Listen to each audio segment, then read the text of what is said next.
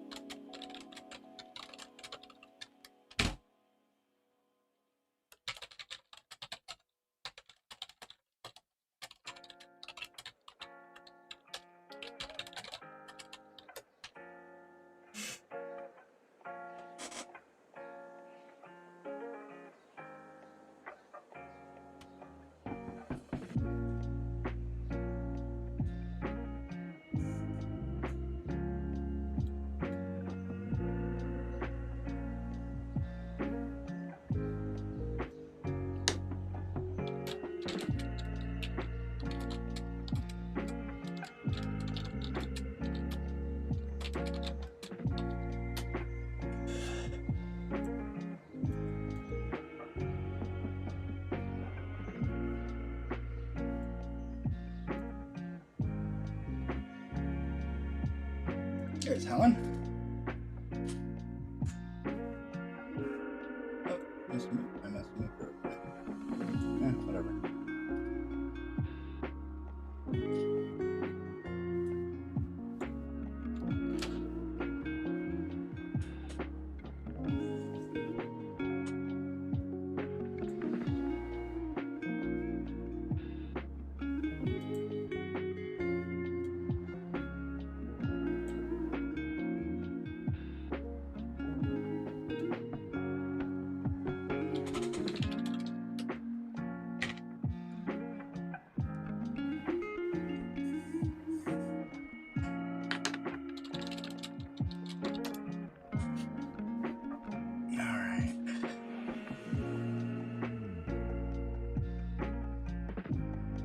Oh, I like that one. It's full screen.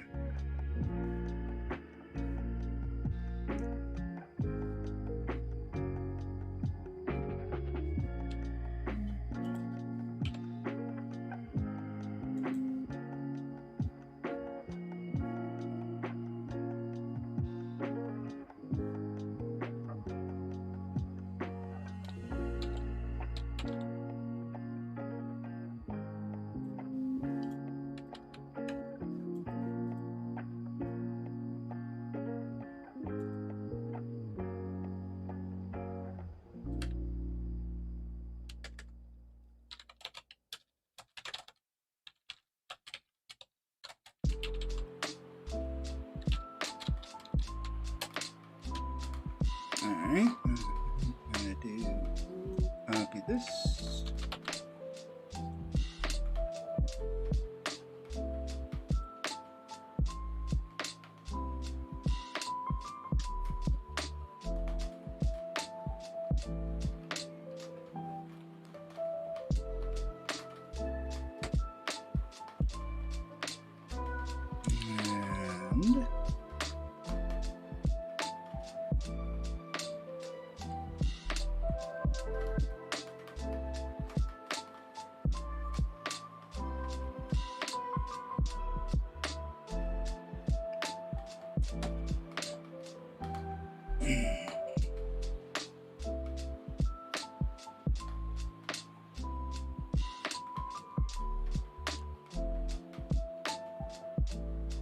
And oh, that works.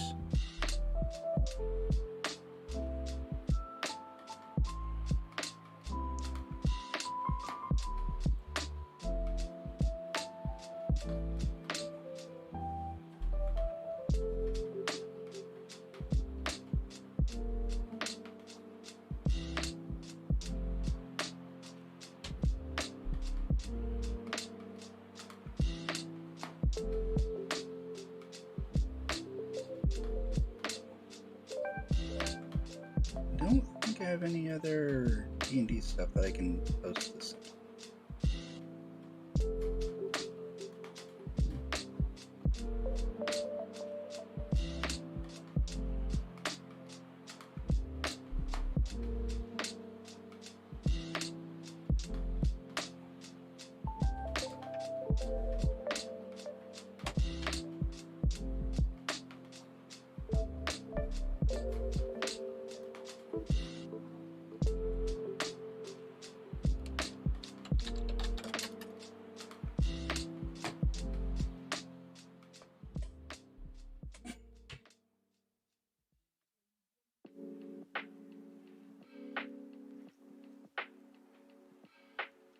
I'm not so talkative right now, sorry.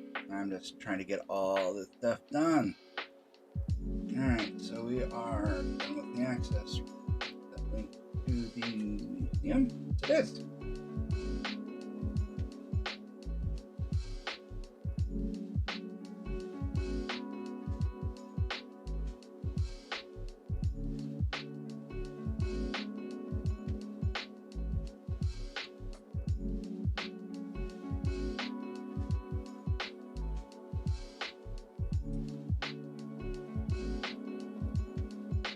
Alright, so the museum's gonna be fun. This is room 39.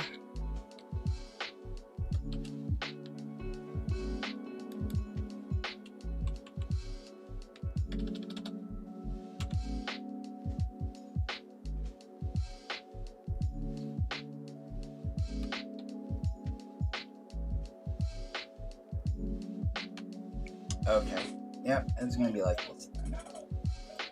Photos.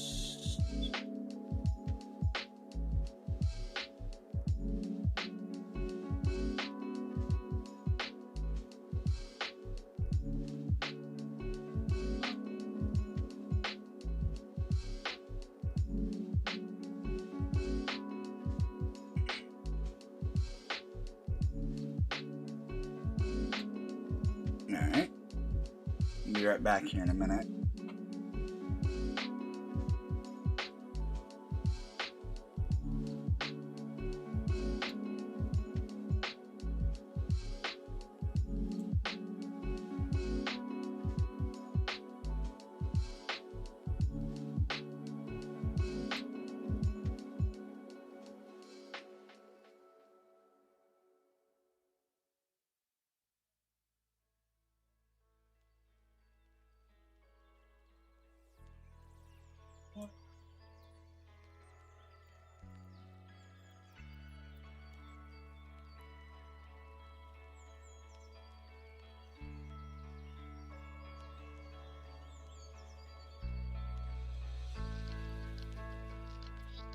There we go.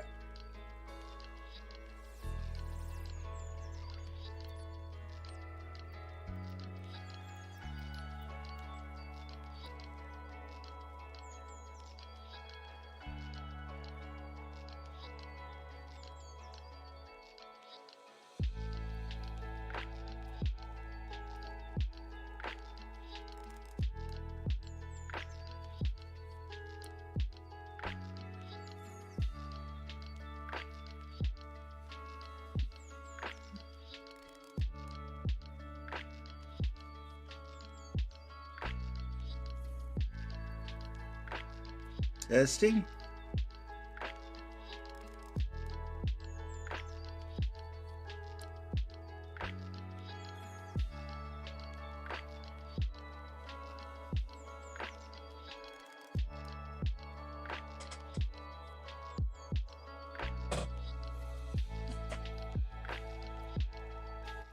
Luke. Hello. Hello. How are you? Doing well. Good. How's the mic quality? It's doing pretty good, actually. Do you hear any Okay. feedback on mine? No. All right.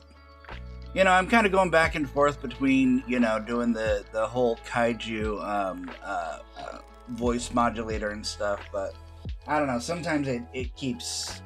I'm still playing with the right sound because, I tried that once for one of my campaigns. I still have spent like $30 and got like a lifetime license for voice mod. Yep, I did too. Yeah, All I can figured. get, the only effects I can get are robot noises. Yeah, it should do the update because they've revamped voice mod. So I'm gonna use it for a lot of the actual videos and for like an in character stuff like that. I just got it a couple weeks ago. Oh, nice. Should be up to date.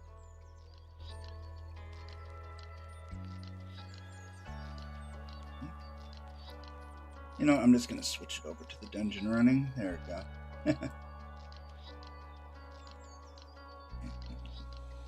Finish working on those things later.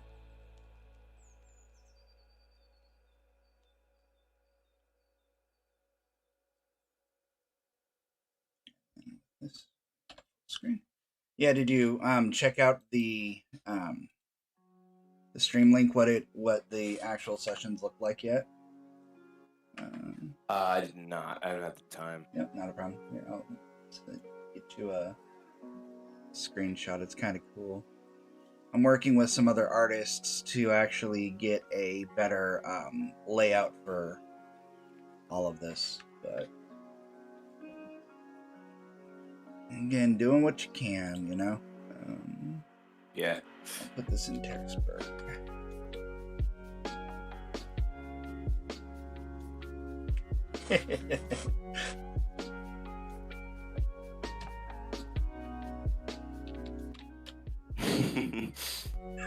So that'll be what they see on stream. Yep. Are you streaming this session as well? Yep. Okay, cool. We're on. I have it started right now because I was doing some campaign prep, and we're only a few minutes in, so to actually start the game. So I figure might as well get it done early. You still have the link to the Forge VT virtual tabletop. Yeah, I'm ready to load in whenever you want. Yeah, you can sign in. I already have everyone prepped up in the outside the guild hall.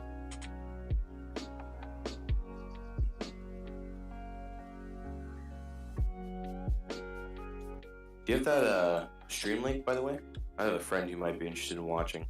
I actually posted it in the main channel of the Discord. Under the general. Yeah, there you go.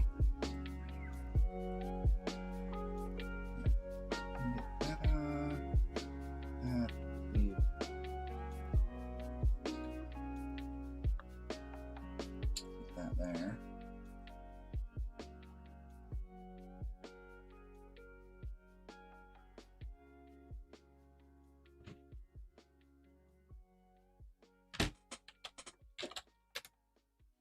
What's up? All right.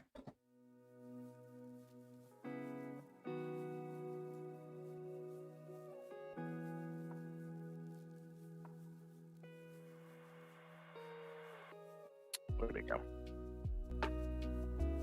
Oh, I need to upload my player avatar.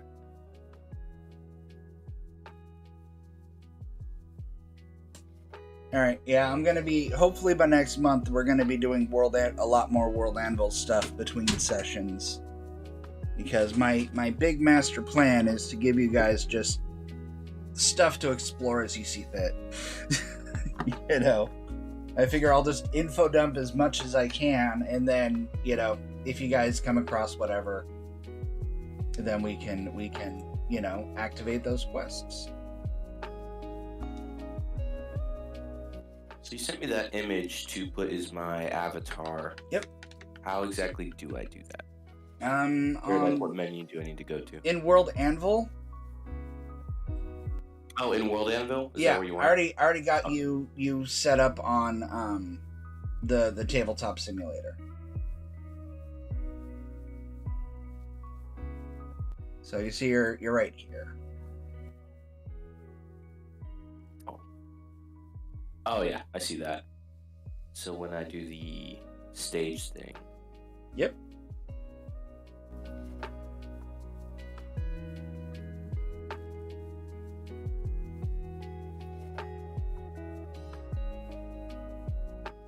Okay, there we go.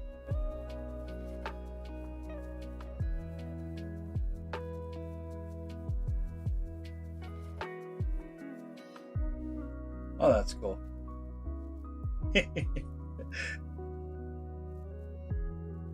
This is my between narrations. You know what? I need to fix something on the stream here. I'm gonna shrink down some of these.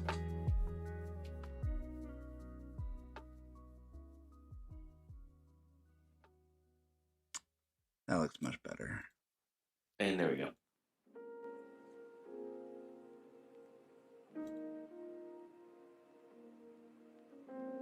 Don't want my big fat head blocking everything.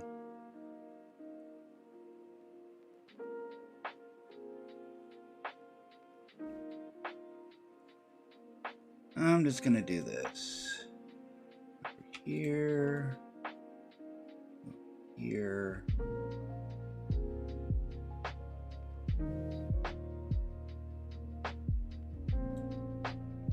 Oh, I see the bunny slippers. Yeah. You can zoom in pretty far too. Just scrolling your mouse wheel or up and down.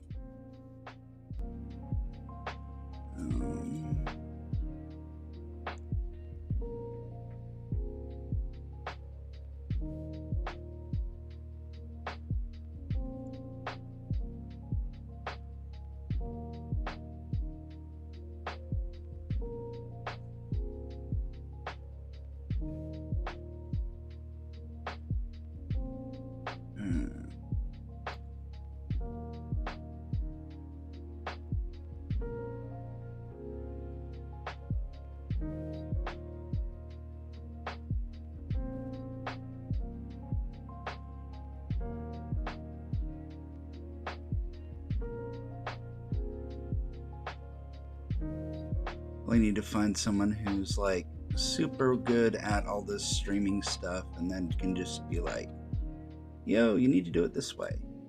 You know? Right. Yeah. I tried at one point. I wasn't very good. Or, well, work happened and then I stopped. Gotcha. Put myself over here. Mouse.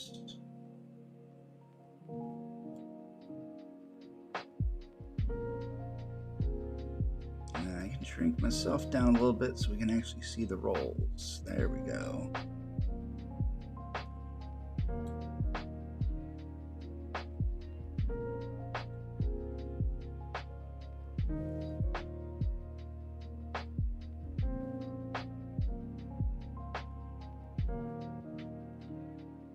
There we go. That looks a lot better. Hello. Hello.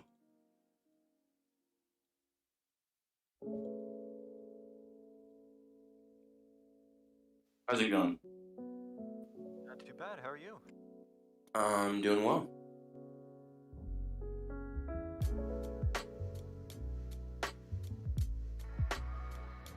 That looks a lot better.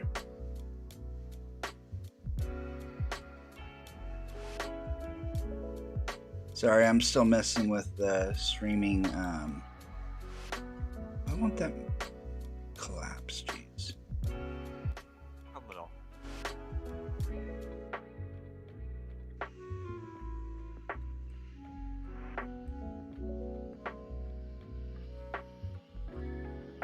Thought I had the chat in here too. Oh well, I'll mess with that later.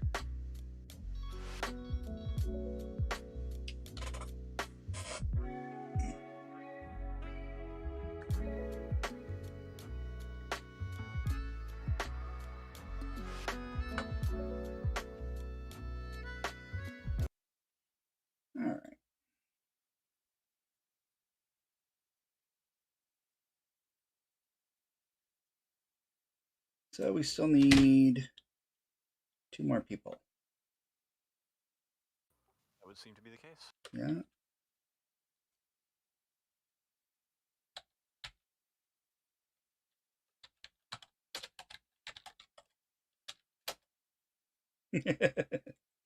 I just pinged more die.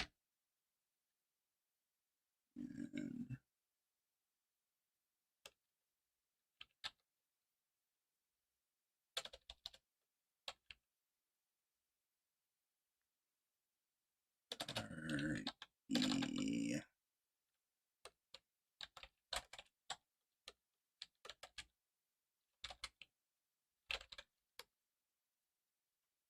Okay.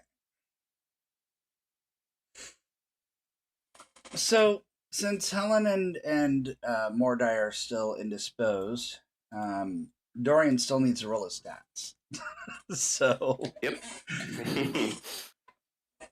so you're gonna have some fun with this. So we can just go ahead and move on until they join up. For the streaming purposes, just to give a brief rundown of the game itself, we are doing basic Dungeons and Dragons, or the old school revival system. This is the first module, In Search of the Unknown, that was made in 1979/83, roughly around there. So, yeah. As far as the players go, everybody has been displaced from their own world. They've joined up to explore the different realms to find a way to get back to their home. So yeah, I mean, Ed, did you come up with a little bit of backstory for your character, son? Slightly. So he was a Yep. soldier, and since they're coming from their own worlds, I took a few liberties, just kind of writing my own stuff. Yeah, go ahead. He was in the 31st Theron Infantry Brigade, and he was in the middle of a battle when he was transported to Ard'Vanwa. Okay.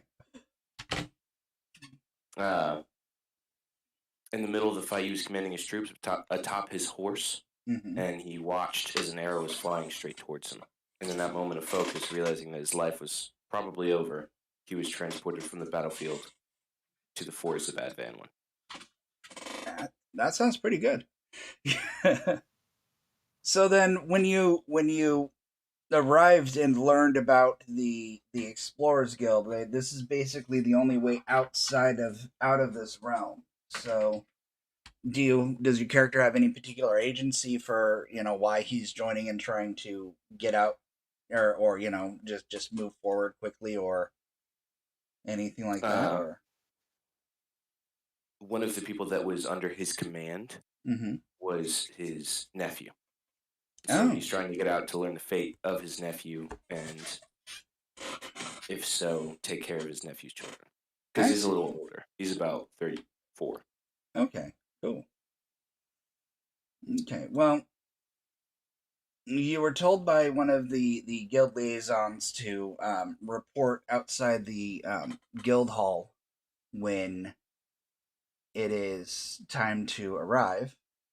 You notice a rogue, a small-looking woman with a rather large spear and a crossbow walk up as you're staring at this rather. It looks like a really old tavern that's just like completely dilapidated and slowly being built back up.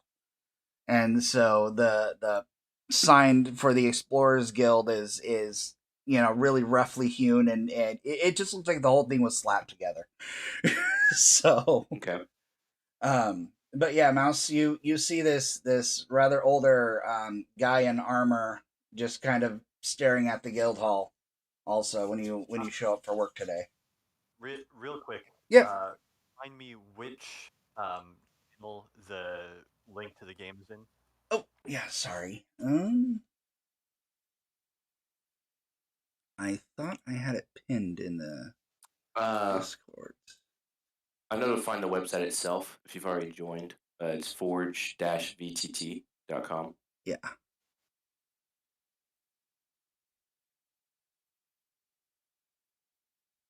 In the Explorers Guild, I have the address pinned.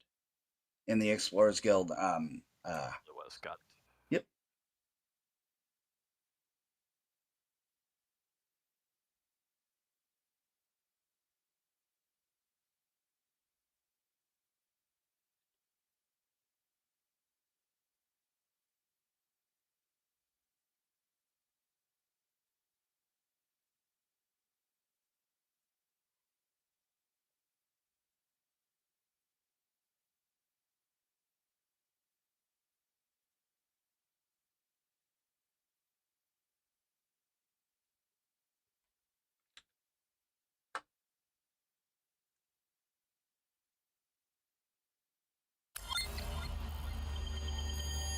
No, hey, thanks for following, Herotic. Okay, there we go. Joining the game now. Yay!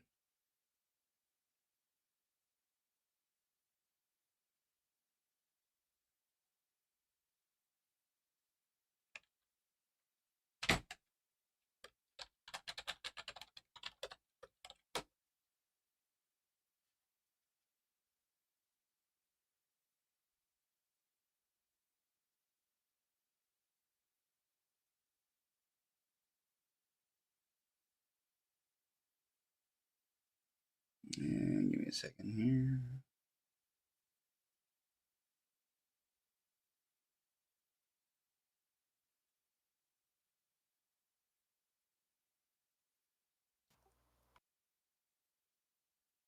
And we need.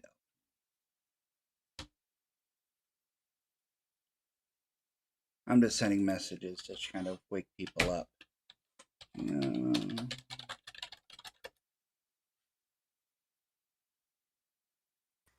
Aha, things have loaded in. Yay! Loading is usually good.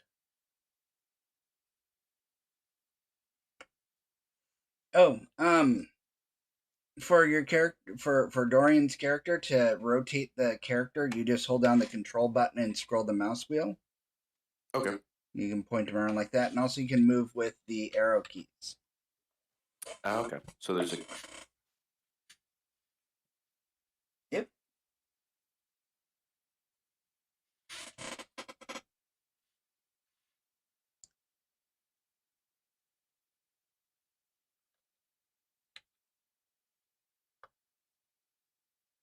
All right. So Aaron,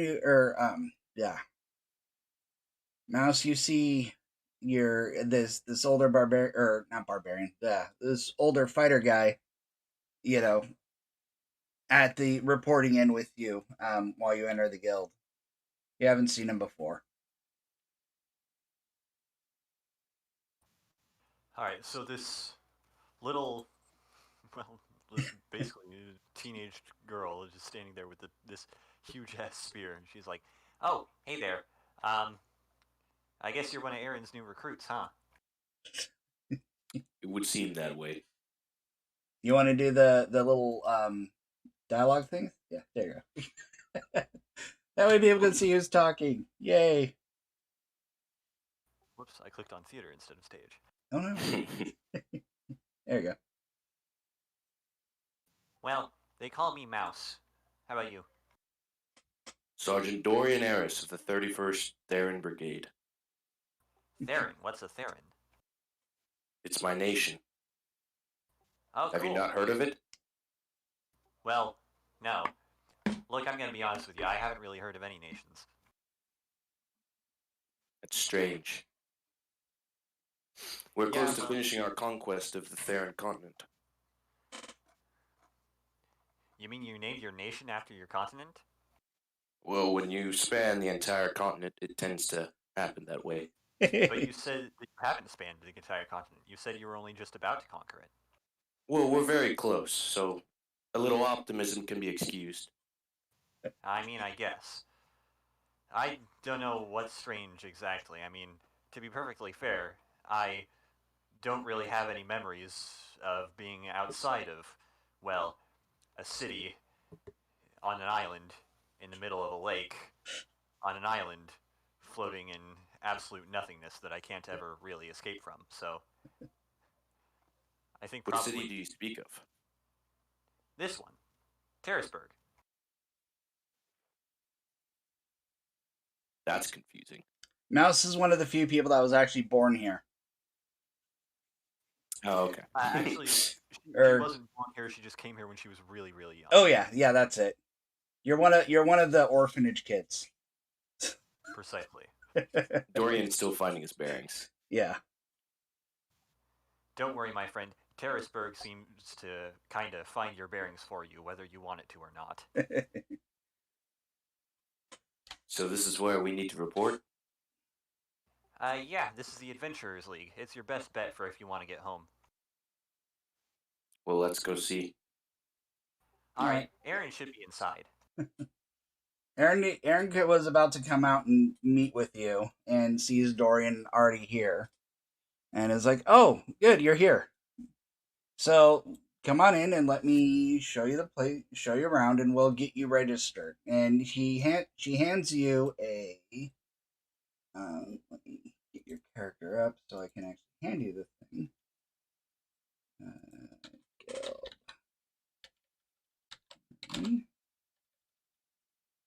Oh, I don't have the item up. Oh, I'll just make it. Anyways, she hands you a rolled piece of paper, like a rolled parchment with a ring, keeping it closed. And when you open it up, you see it's kind of a form. And she explains the ring is a guild signet ring. By wearing it, whenever you're displaced from the other world and you come back, it gives you a good chance of showing up in the city limits. She kind of waves her, moves her hand back and forth a little bit, like, 80%. So it inspires confidence.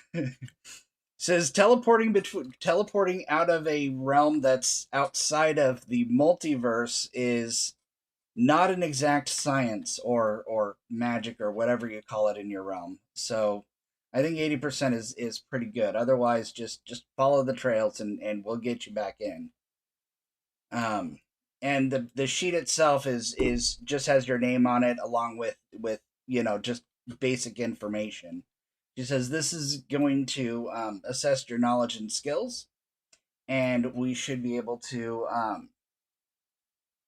The idea of this is that when you're teamed up with other people, it's an official statement of your exact skills and tech and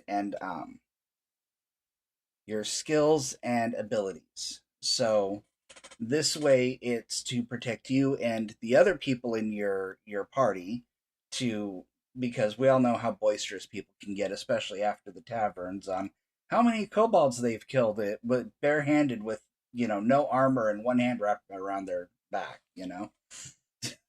So as she's talking, she leads you over to this guy here, Lon.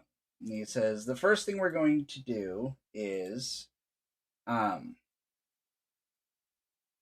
of test your intelligence and your morality. And so by handing you some papers, she sits you down and has I'm still figuring out how to do this. Anyways, Lonnie comes up and is going to administer the test. So here's how we roll. This is just for intelligence and wisdom. If you click the dice marker on the chat 3 times, you can actually load up that number of dice and then hit roll. So you're going through and you're filling out this paperwork and stuff and everything, and it's just these weird questions about how far you can throw stuff, angles, math, stuff like that. So go ahead and roll for me. Aptitude test. Yep. So 3d6? Yep. Oh. Nice.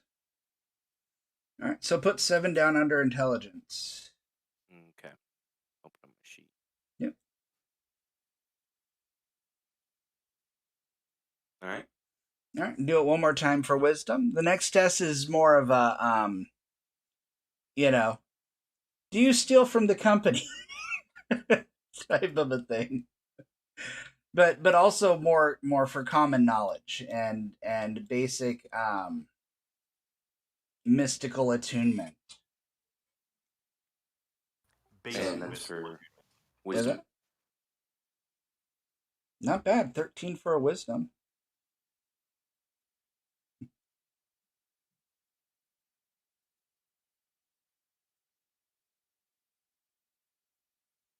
All right. So after the test is done, Aaron says, this is just the general library area. So any information you might need to know about monsters or other denzines that you want to research, feel free to access them whenever you can. And she walks down the hallway and points to the top the stairs. This is the adventurers' quarters. We will be assigning a room and a bed to everyone whenever it's fully furnished. Let's get Aaron back on. But until then, we're still asking you to stay at the local tavern or the local inns. And here's the main meeting room. Over here, we have some clerics that are available to talk to.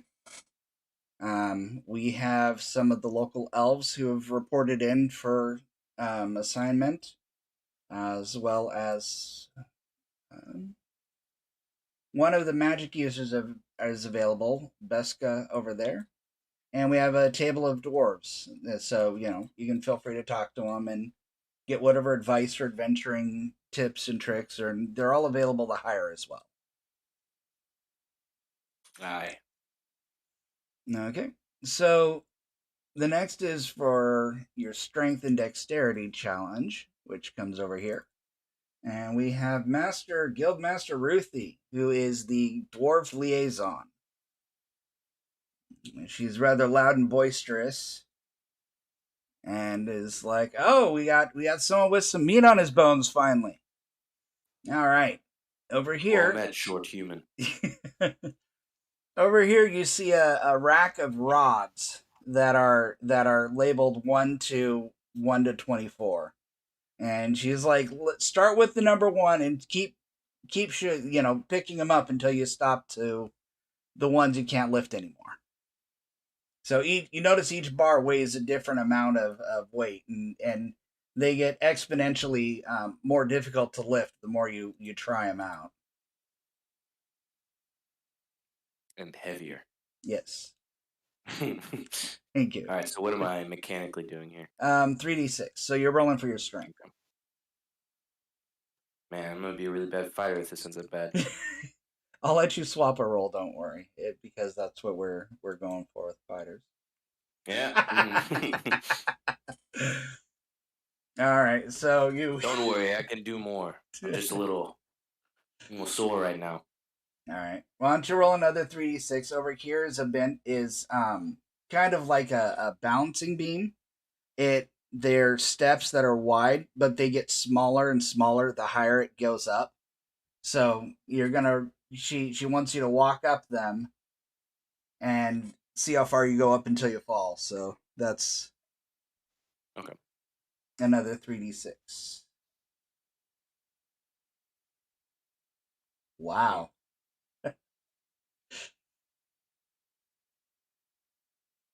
Okay. Make it up 6 of the steps. There is a distant snickering from the short human. Yes. All right, so Aaron helps you up and is like, "I hope you brought your appetite." Yeah, she leads you over to our Guildmaster Primy, who is the halfling liaison. And in front of you is just pies, like tables of pies. And she's like, "Well, we're gonna check your constitution, and you're gonna have to try to beat my pie eating score." So, roll 1 3d6 to see how many pies you can eat. What's your current score? She says 24. Oh, fuck that. All right. Give me one more roll for your charisma. The joke is that's assigned by the guild staff because they'll determine how nice you are or how much they like you. So that's not bad. All right. Well, basically with your build though right now, if you want to, you could move towards the clerical or the cleric field. How you doing? Okay. 13 whiz, 6 strength, 7 or you can move that 13 to your strength if you want it to be and swap the wisdom and strength. I think I'd rather do that. All right. Yeah, go ahead and do that. So is this system the same in that like 10 is the average? Yes, roughly. But since there's no since there's no rerolls or anything like that, the basic system characters are a lot more average stats than the second, third, and fourth edition, just because of the way that they roll, and it's basically roll 3d6 as it falls is the basic rules. So that's kind of why I'm doing it this way, because I want to see how well these characters actually can handle without having to mess around. 4d6 drop 1. Yeah. Okay. All right. So, but the modifiers remain the same? Yep. Let me get the... If you open up the basic rule set.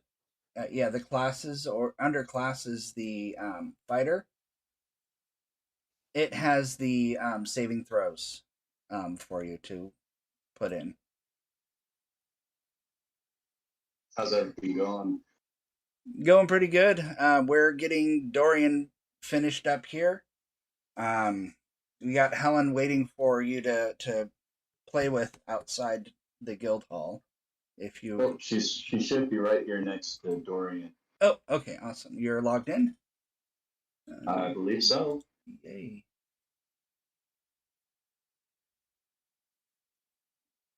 Yes, all right. So we're just waiting for the one person who said he's going to be on, but is probably asleep because he's in all the way on the other side of the world.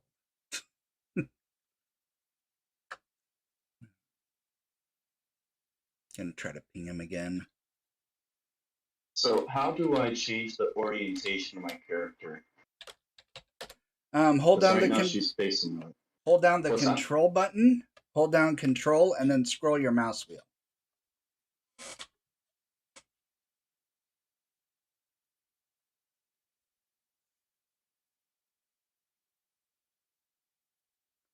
Also roll I think it's... I'm trying to remember how much is the starting gold. I think it's 3d6 times 100. Yeah. No, 2d6. So, Dorian, could you roll your starting gold for me? Yeah, 2d6? Yeah. 2d6 times 100. Oh, hold on. Oh, that's fine. You got 110 gold. And if you go to the treasure chest, you should be able to see all the items and stuff. I'm giving everybody a starting weapon. So did you want to use... What kind of a weapon did you want to use? What did you want me to roll? Let's go for a sword. All right.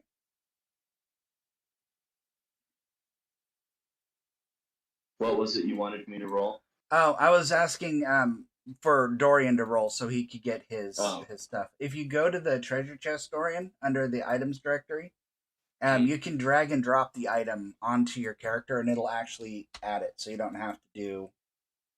have to write it in. Okay. There you go.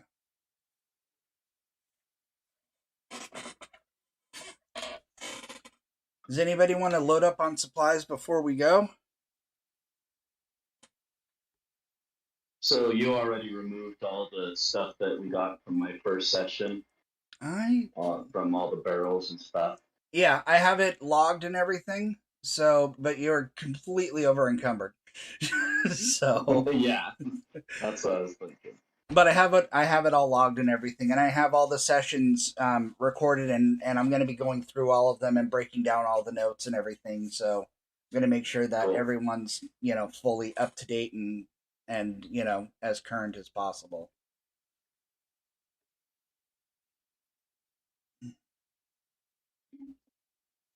But yeah, as far as the gold that you have, everything should be priced out. So if you want to equip up your character some, while I try to get Elcom started. Okay. If he's here. Well, I'm going to spend half of what I have on a suit of plate mail, if that's allowed. Yep. Mouse has got everything that she needs, I believe. I don't have any gold, I don't think. Okay. Because we didn't sell any of that stuff, did we? Right. It's just still in the storeroom, ready for use. But you got XP for doing the itemization and stuff. So that was the thing. Cool. Grab me a shield. Awesome. Now you see the little t-shirt looking icon? If you click on that, that'll actually equip your character with those, and it'll adjust the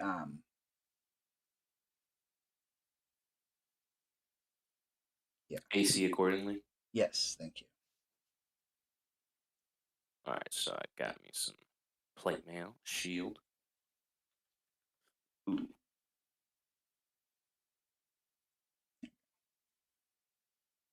Adjusting the encumbrance accordingly.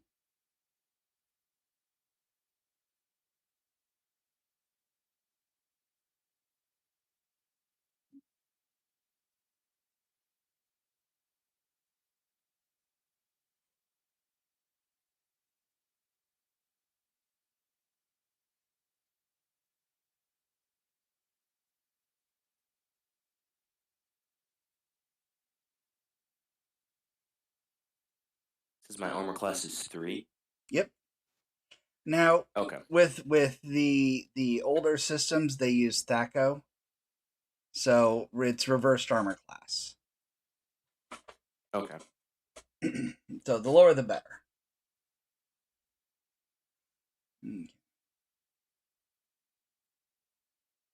And you still need to equip your sword.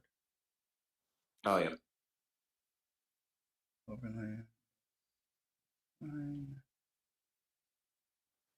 Should my hit points be at 20? I'm pretty sure it's 8 plus Constitution at this point. Right. We're starting with max hit points of 8. Okay. Yeah. Got that fixed for you. And I'm trying to see. There it is.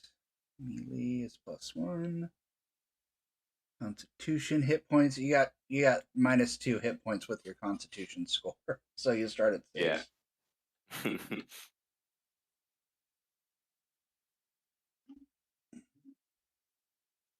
There we go.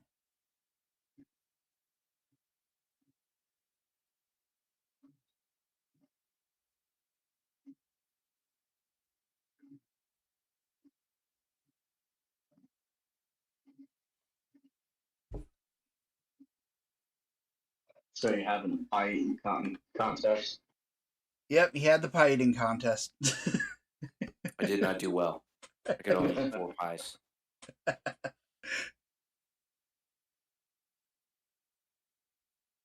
Alright, down to 40 gold. Now it's time to get some stuff. Yeah, backpack. Okay. A lantern will probably be useful. Tinderbox. And a water skin. See if I can afford all that.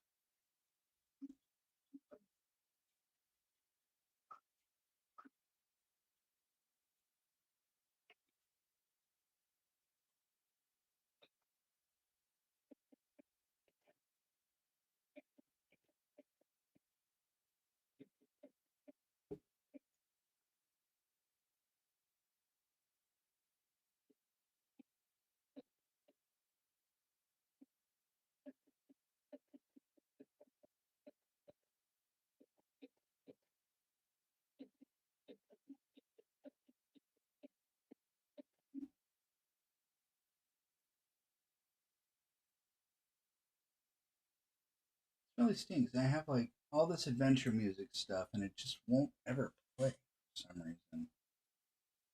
Alright, I'm all kitted out. I've got. Awesome. Ooh, that's loud. Backpack, lantern, rations, 7 of rations. Tinderbox and a water skin. Cool. All right.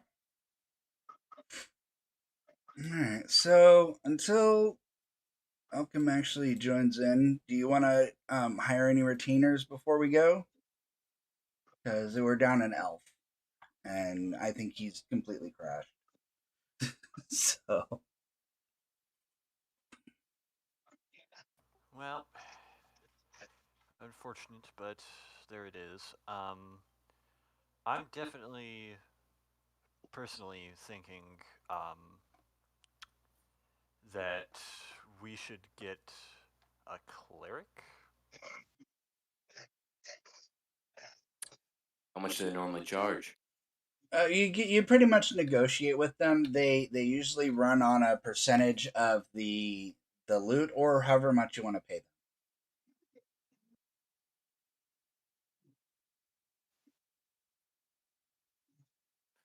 What do you think? I've only got about 20 coins left in my name. Mouse can't help but smile a little, and she's like, "Well, if money were an object at the moment for me, it still wouldn't matter. See, the funny thing is, they get some of the loot, which admittedly can be a problem from time to time. It's almost more annoying than just paying them. But it means that for you folks who are just starting out or haven't been taught the fine art of, lifting, you don't have to worry too much." Suppose I'll follow your lead for now, then. Wow, I don't hear that very often. Doesn't sound like I have a choice. Cleric table's over here. Yep. My character's not moving.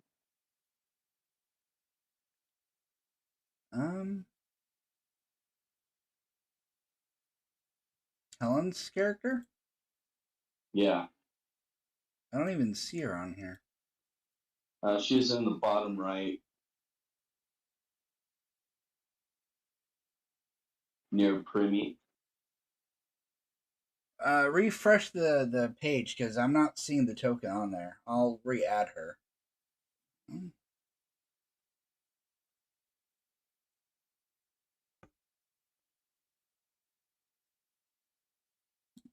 There you go. Oh, there she is.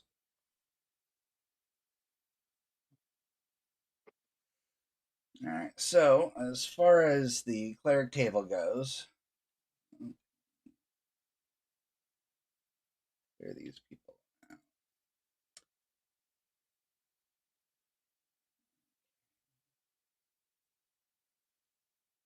Stage and stage. The cleric table's has 4 people in them. Doram, the servant of St. Carmichael, the mystical one with her helmet off and just hair is flowing everywhere and levitating and just glowing brightly. You can't really look at it. It's just, yeah. It's like somebody cast a light spell on her hair and applied a permanency to it and levitate. Rapunzel? No, literally, Helen says that. She looks right at her. Your name would be Rapunzel, wouldn't it? She looks and just, she has an air of authority, and she's like, "No, I am the mystical one.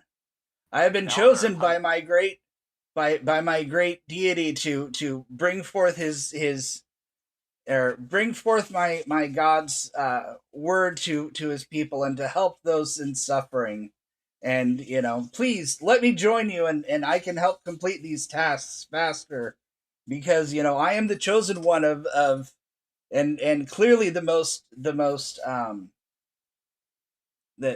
in regard to, I am the best cleric here, basically, what she says. It's very hoity, very, very loud and boisterous too when she's talking and stuff. So yeah, one of us has had too much. Helen turns to Dorian and halfway covers her mouth, but doesn't really whisper and says, "Yeah, it's totally Rapunzel." Okay, seriously, what is a Rapunzel? You guys.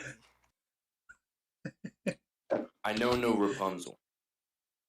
Sorry, it's something from where you would get.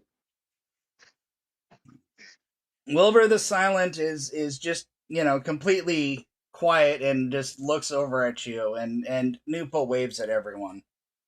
She seems the most thumbs up. Yeah. I've gone around with Doram a few times. Nupo's pretty cool. Well, which one do you suggest, Rat? Okay, it's Mouse. Rat is a different guy. Yeah, he wouldn't like you comparing me to him. He's a little bit of an intransigent dude. But, well, I mean, they can all work. I mean, even if you bring the mystical one, I guess I could, light casts shadows. I can hide in those. I dislike her.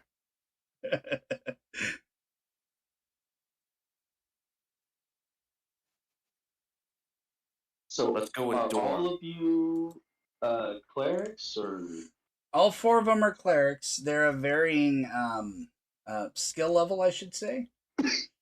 Level 1 clerics can't actually cast spells. They have to wait till level 2. So they're really good tanks and absorbing damage too. So that's basically Dorham, he is actually level 3. He's the leader of the clerics here. So he's the highest level one. The mystical one is at level 1. And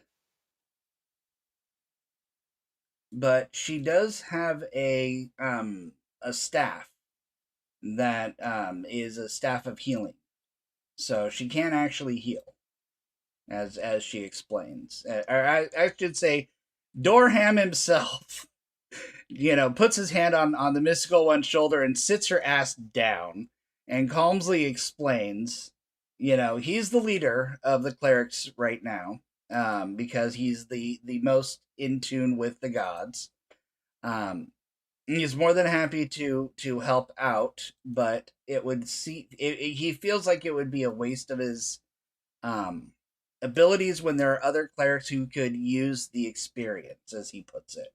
But he's more than happy to support anyone who wishes to help.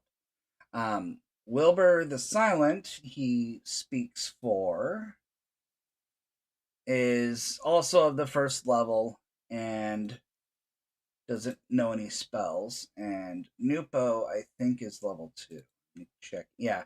Nupo's the 2nd level, and she can actually cast spells too. So, whichever ones you want to do.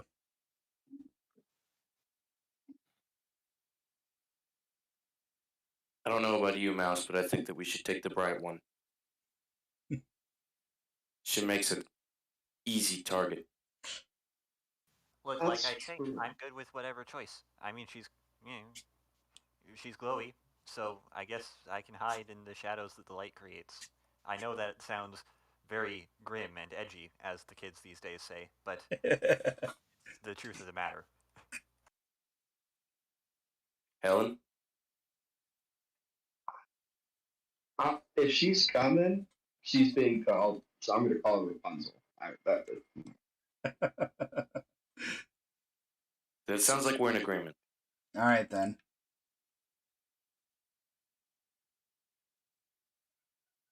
Mystical one is very appreciative and is very excited to go. Of course she is.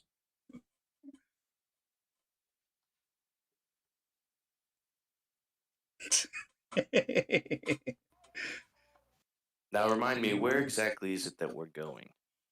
All right. We're going to a place called Quasqueaton, or Quasqueaton, or I don't know. There's a queue. There's several queues. I always hated those.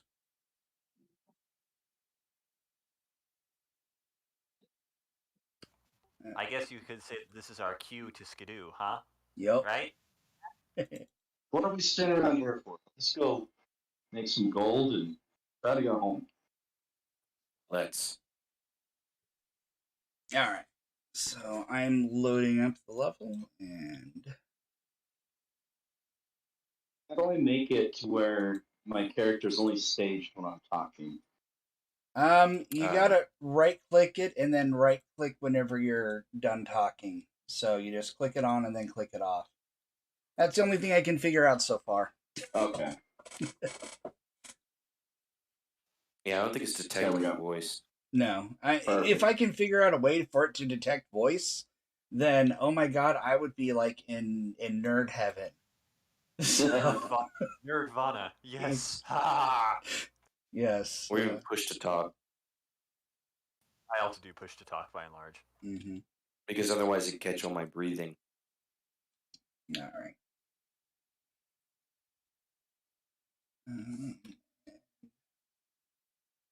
Have our first adventure of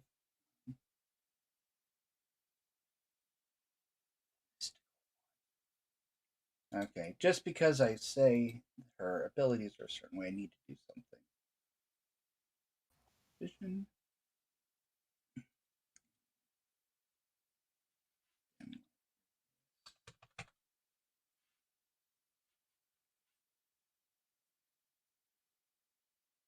You guys hear any background noise on my headset? No. I'm not hearing Okay, any. perfect. I'm not hearing any. Because I got my 3D printer running. So. Oh, nice. I lack permission to update tokens. Oh, it's gone.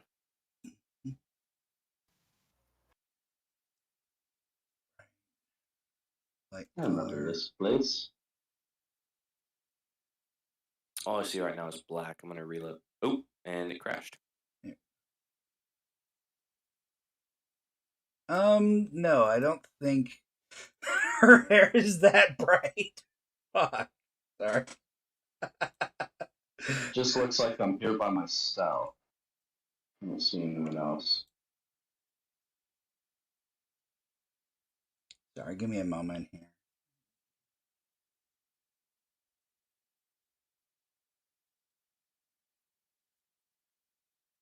Oh, wow. Oh, my goodness. Her hair glows. Whoa. Yeah, she's Rapunzel. I'm working on the Oh man. That is my eyes.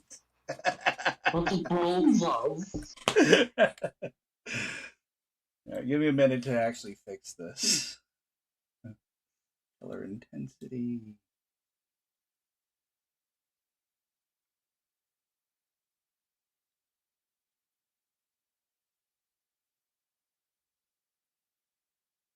No, that wouldn't work. I'm such. Torch.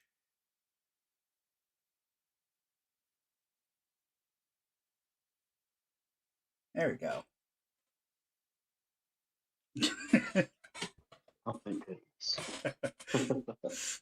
And because of her hair is all wavy and levitating and stuff, so it has the little. At least I don't have to waste my lantern oil. Exactly. I know, right? now that's the spirit, my friend. All right, so the chamber you enter into after the portal teleports you is the worship area, and it's the floor itself is of smooth black slate, and the center of the room is a circular depression or a pit which measures about 5 feet across that the portal is sitting in front of. And the statue to the very back is that of Asmodeus, which is a very, very chaotic, evil demon and demonic and god that is worshipped in this world, apparently. So, And Asmodeus was lawful. Helen has 2 tokens. There we go. Oh. Asmodeus. All right. So, where y'all want to go? Out of the portal room. Okay.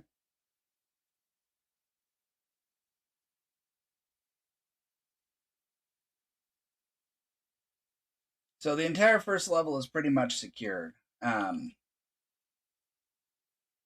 you know that the stairs is about over here.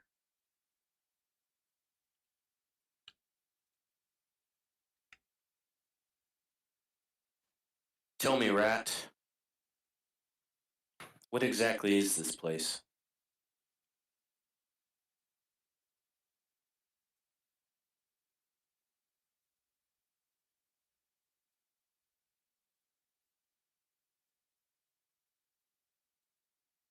No? Mouse? All right, then. Oh, Mouse heard. Mouse heard. Yeah, okay. I was just making sure. Actually, since you got the mystical one here, she pipes up when you enter this room. Let me pull up the legend list. She said that, she's originally from this world. That's why she's very excited to actually, come back and adventure. She's heard a lot about this place, and let me see which one she knows. 20.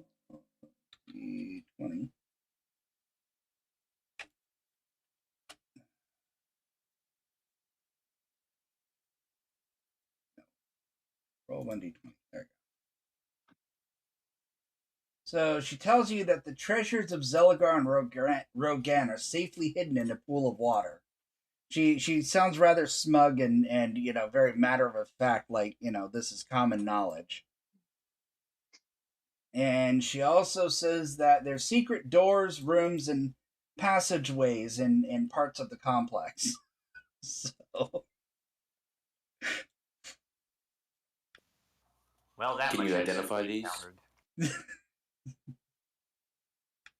She just says that these are what she's been told when she was a little girl, and her family would talk about this for bed. So your hair was always like this.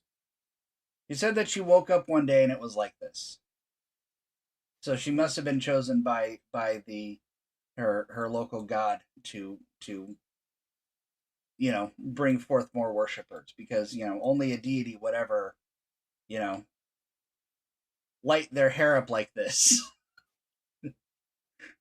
I suspect errant mages.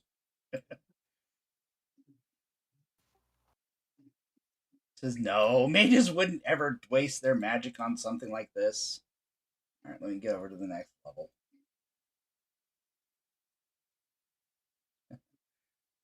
It would have been so hysterical if you guys would have gotten a certain mage to come along.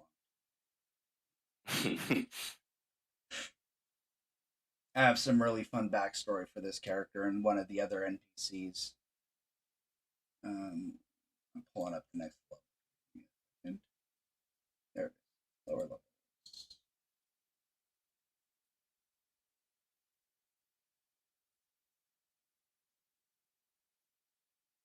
Come on. Activate.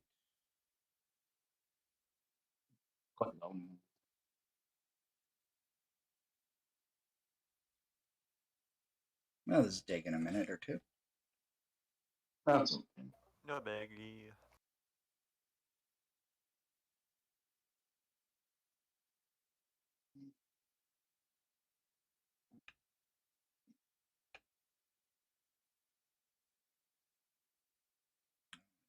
Come on, load.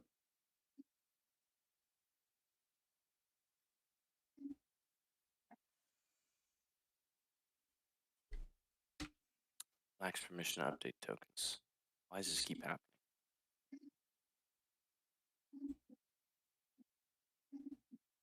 Oh, I see. Oh. One at a time, we roll in. There we go.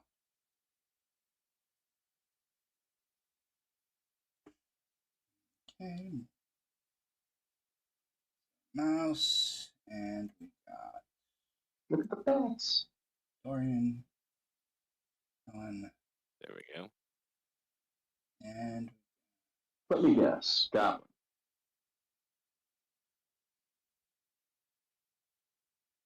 Just when we finish eradicating these bastards, I hop to another world and they're back. I beg your pardon. I didn't. The hair didn't stay.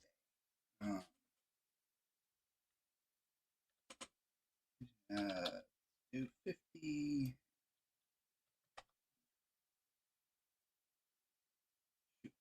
Oh yeah, back at the truck stop, I used to take care of goblins all the time.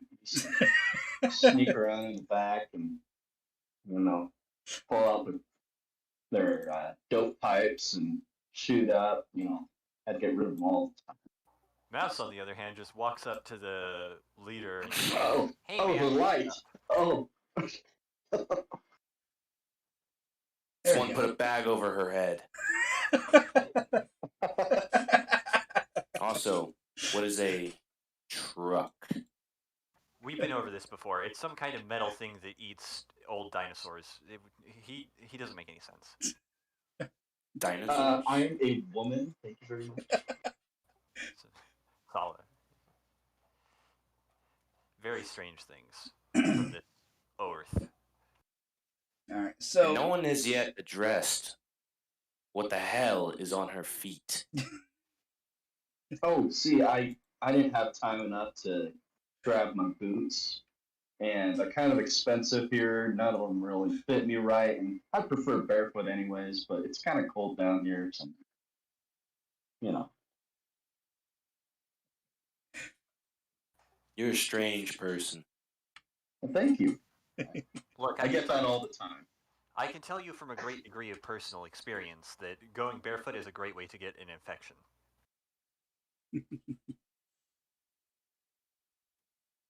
Well, I'll Or jump rock over the foot. fence when I get to it. all right.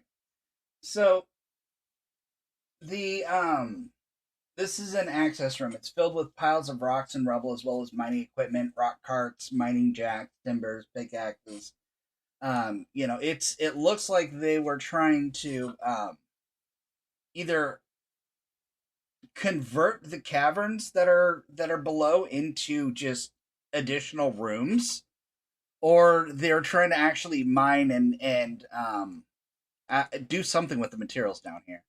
But there's not much information, any more information you can glean other than just, there's just a whole bunch of old rusted out mining equipment down here. I assume the goblin tokens are corpses. I did not even see them. They're not even there. I was getting ready to murder some goblins. I was wondering why we were having a full conversation with like 4 goblins staring in the opposite direction. Those are yeah, those Mouse went and recruited those guys a couple sessions ago. So yeah. All right. So yeah, this room's completely emptied out. Your goblin friends are not here right now. So. Does anybody wanna control the mystical one so I don't, lead her around wherever she's not supposed to go? I can do it. All right. Let me make her easy for everyone. Give me a second here.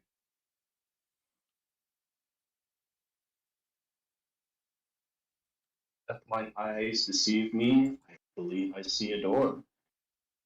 Yep. I forgot to write. I forgot to actually art the door there. So. Oh, so I wasn't supposed to see that? No, you're supposed to see it. The door is supposed to be there. It's just I forgot to actually do it. All right. Give me 1 second here. Yep. Wrong roll. Nothing to 6. worry about.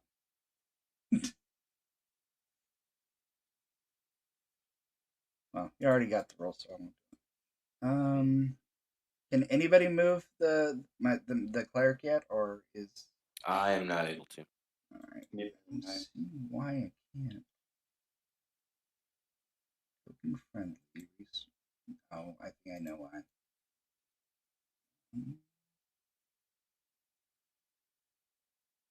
Oops. There we go. Players. There we go. All right, now try. Yeah, it's still not working. All right, I'll just take care of it myself.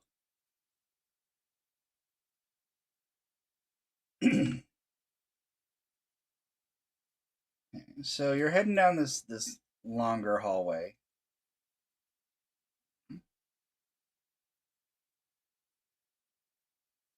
And this room is just, it's unfinished.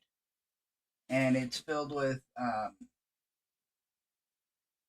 a bunch of it looks like a museum basically. It's filled with a bunch of trophies and treasures that are in various states of being ready to be displayed in the boxes and stuff like that. They're all open and you can look in them. The western wall itself is scatter or is a sectioned fresco showing various events and deeds of the life of Rogan, and the several views pictured are of a young boy raising a sword, a young man slaying a wild boar, a warrior carrying off a dead barbarian, and a hero in the midst of a large battle hacking barbarian foes to pieces. On the east wall is a similar sectioned fresco showing the cameos from the life of Zelagar, a boy gazing upward at a starry night sky, a young man diligently studying in a great tome, an earnest magician changing water to wine before a delighted audience, and a powerful wizard casting a type of death fog over an enemy army over a hilltop. The northern wall section is unfinished, but several sections of the fresco show two great men together shaking hands for the first time in their younger days. Winning a great battle against barbarians in a hill pass, gazing upwards together from the wilderness to a craggy rock outcropping recognizable to you as where you're at. And the fourth space is blank. Next to the frescoes are other mementos from the past: the parchment letter of thanks, then their help against the war with the barbarians from a prominent landowner, a barbarian curved sword, a skeleton of a barbarian chief. There's a wall plaque written in common language to identify the skeleton. So yeah, this guy just took the barbarian chief's skeleton and put his skeleton in a museum just to lord over him.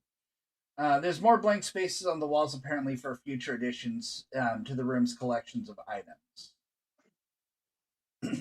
Dorbrundle. I find a sheet of some kind, some cloth, and I cover the bones as respectfully as I can and try and wrap them up. Okay. And I put the barbarian sword on his chest, and I say, "Man, hate to see this." What, a skeleton? Nah, where I'm from, there's people called Vikings. I have quite a few friends that were descendants. It's just a dishonor. Displaying like that. This man was, he was obviously a great warrior. He deserves a real warrior's burial, not this. These guys the victor go the spoils. True that. Mystical one. Yes. Which is your people? Do you descend from the barbarians or the warrior? I'm from a small farming village, just west of a town called Threshold. And when I was chosen, I studied in the church, and then I was moved into this other world. So apparently, I'm supposed to be where I'm at. An optimistic outlook. Mouse, do you see anything of value? Well, the Adventurers Guild always pays well for discoveries of this sort of stuff. They're kind of nerds. They like history and art history and stuff like that. But it all looks a little bit difficult to carry out of here. Maybe I can find something. And Mouse will check around to see if there's anything of value that could potentially be, carried. While she's doing that, are there any paintings in the room?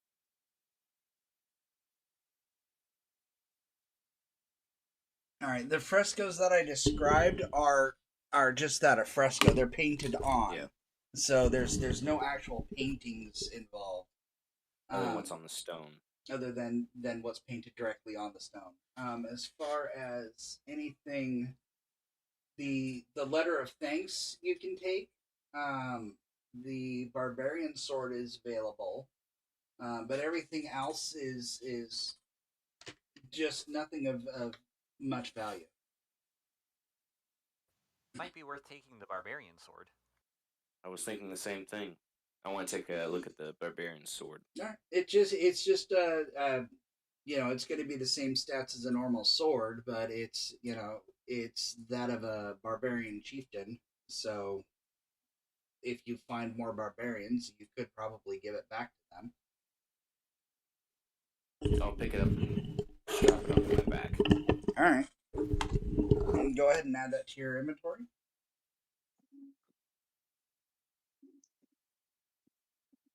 It's just a regular sword. Yep.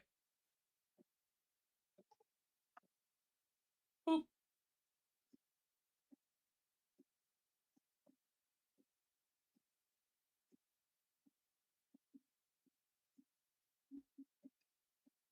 Hmm. Yeah. Anything else you want, Mouse? We should probably catch up. No, nothing else.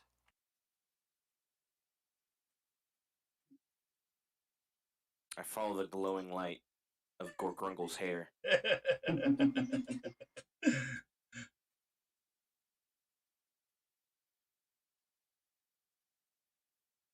Just to show you real quick, if you right click your character, you see the little torch icon on the top. That's how you actually turn on your own torches. Oh, nice.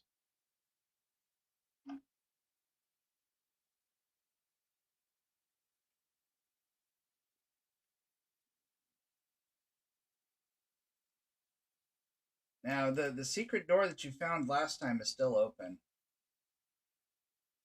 And the mystical one peeks in and just kind of freezes. And points in utter terror. I rush up right next to her and I put my shield up, ready to go. Dwayne draws his sword. You see this massive blob just kind of chilling in the middle of the room. Huh. That's weird. What's up with the blob?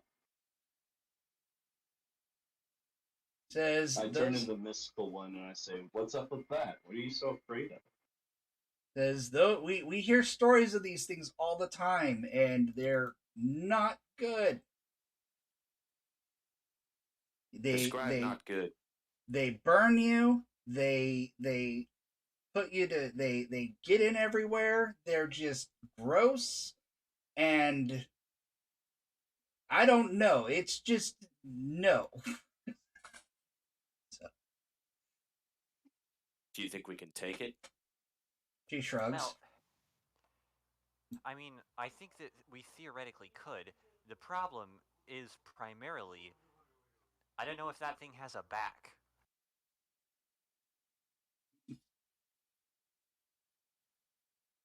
Well, what do you think? Do we go in or do we walk past and risk it being behind us? Well, I've seen this thing before. It doesn't really move. Then what's the problem? Theoretically speaking, there is no problem. We could leave it here until we absolutely have to clear out the entire place. It's a job that'll need to get done eventually, not necessarily by us, if you guys are worried. Of course, there is a certain aspect of like, hey, we take the thing out, we get the credit.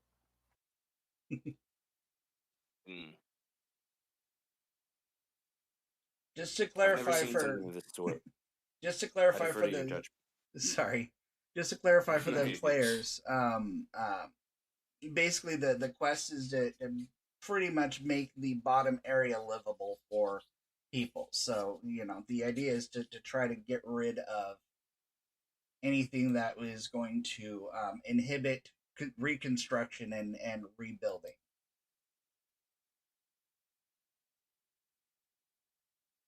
Dorian's still unaware of this. He thinks we're just here for loot. Okay. Me too.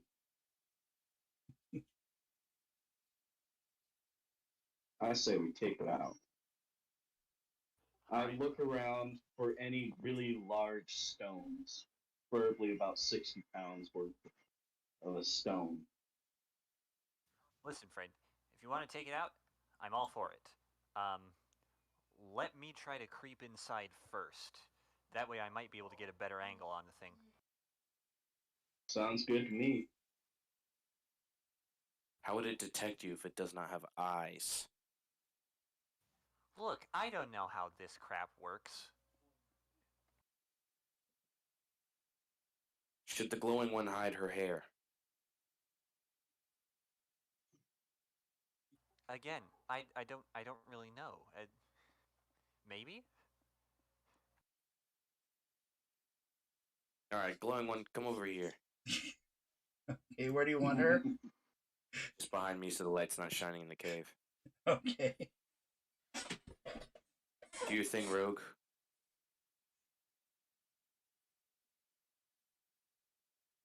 Okay, Mouse is going to attempt to sneak in and around to the other side of the scary thing. Alright, What manner of roll do you want for that? well, you have, I would say a sneak roll, but you have your fancy boots on. Right, so that would be a d10? Yeah, but your boots make you automatically win move silently.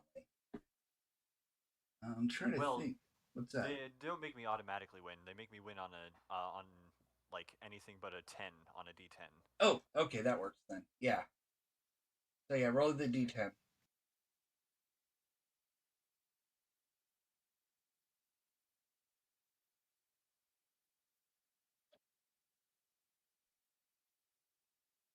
Nice.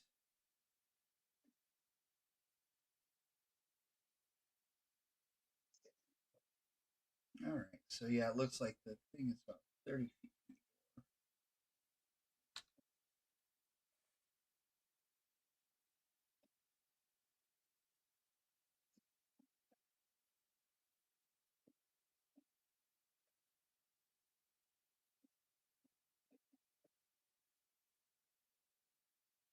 Dorian steps up behind Helen and places a hand on her shoulder, letting her know that he's ready at any time. Okay. Sounds good. Was I able to find a really large stone? Like how big were you looking? About 60 pounds, so something pretty hefty. Okay, you could. Yeah, I'm sure if you go over to the minecart area, they'll have one. They'll have big enough stones for you. Okay.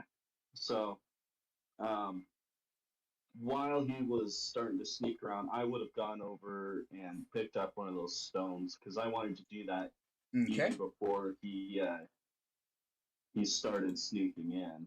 All So right. yeah, I got this 60-pound stone. I just hefted up on my shoulder, and what I plan to do with it is if the blob starts to move towards Mouse, I'm going to chuck it at the top right corner of the blob so Okay. that it's try and damage it and distract it at the same time. All right.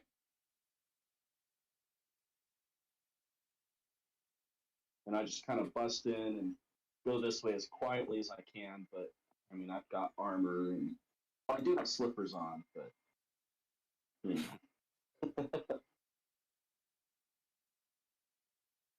And Dorian takes her position in the doorway. Shield up.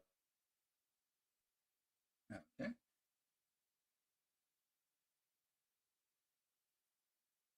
All right. I look back at him and I kind of look at him quizzically and I wave him in with the shield. I'm gonna follow in slowly.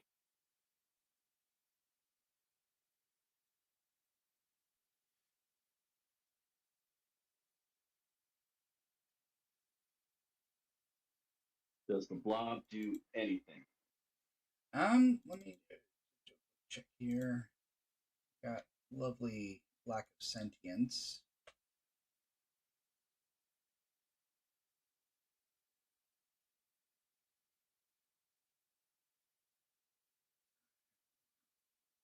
I'll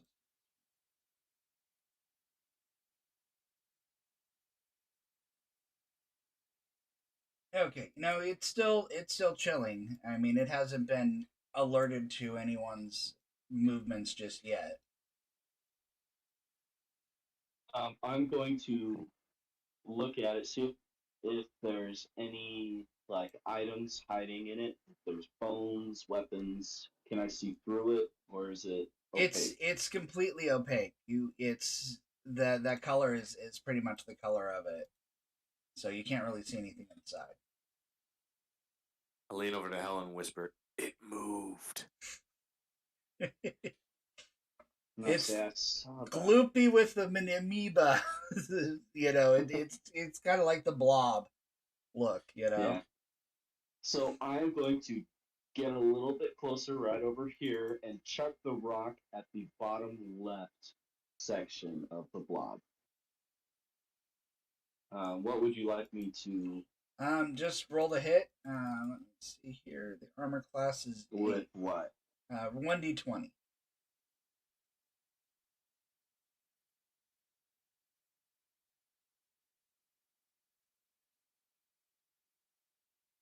Oh, close. Okay, But yeah. no dice. You lands, but it still senses the vibration and lunges towards it. So you don't hit it, but it still kind of moves in the direction of the rock. Okay. So, but it completely wraps the rock up and envelops it and pulls it inside of it. So. So from the first session that I did, I got some jars of whiz off of Yeah. if you remember. Yes. I'm going to chuck one of these bottles of whiz on it. Okay. Well, that didn't work. Totally whip it. Okay. I see you throw the jar and I say, "What the hell was that?" I just kind of stare at him and shrug.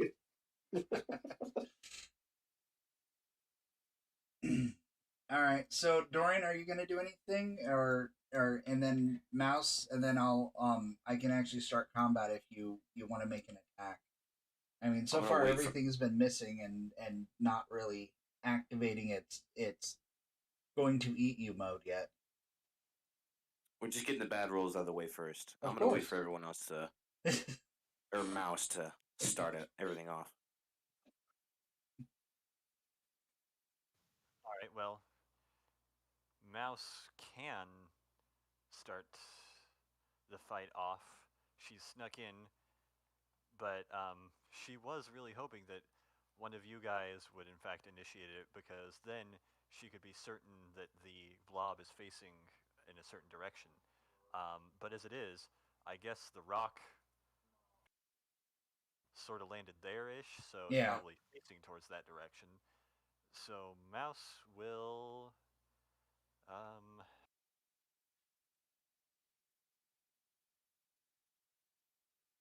move up there, and how do you ping? What? How do you ping something? Click on it for a long time. Like that? Yeah. Just hold it down, or hold down your left mouse button. Mm-hmm. There we go.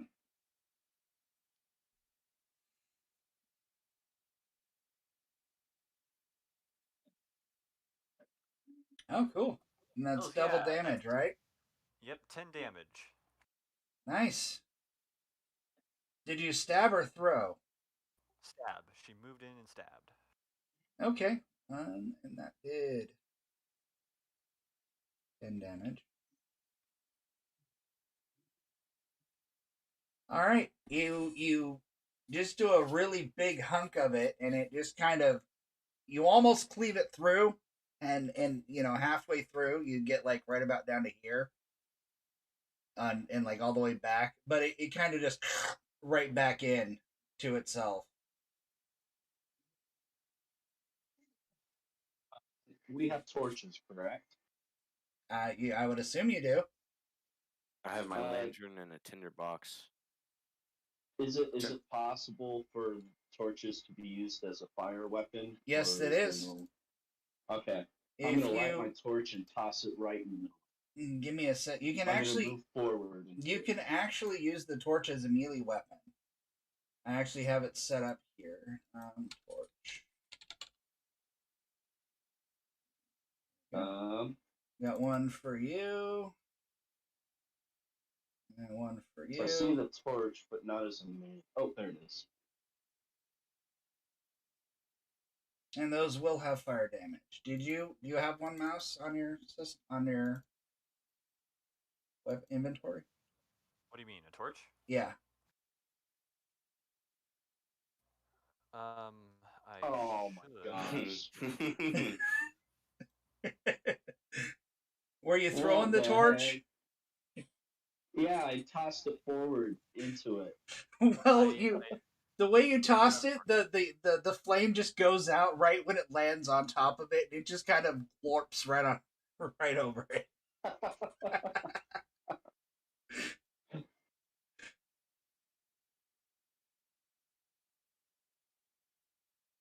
So are we rolling initiative and starting combat, or?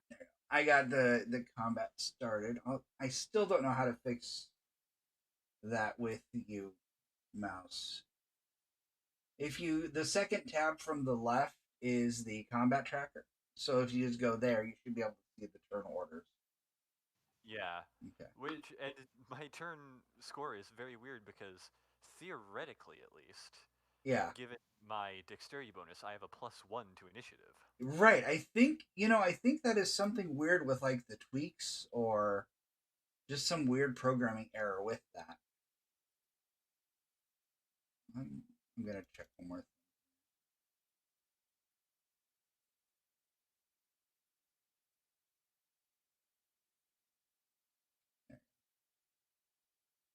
Anyway, I'm just gonna redo.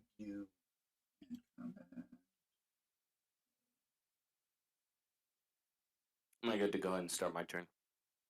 Yeah, basically how we're doing turn combat in the system, in the old system, is we do sort of an A/B thing where players go first, then monsters. So it's not going to be staggered. So pretty much whoever wants to do their turn first can go. Well, I guess I'm the only one who hasn't done anything yet. All right. So I'll go ahead.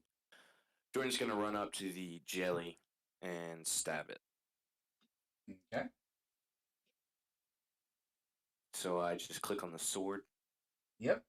Target the jelly by clicking on it in the encountered list, and then hit the sword in order to roll to target it.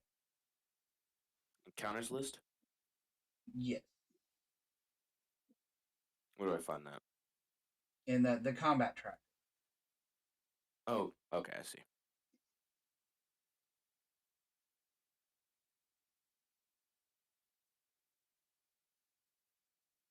I think I did that right.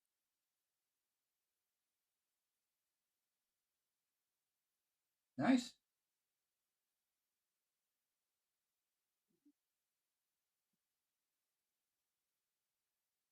All right.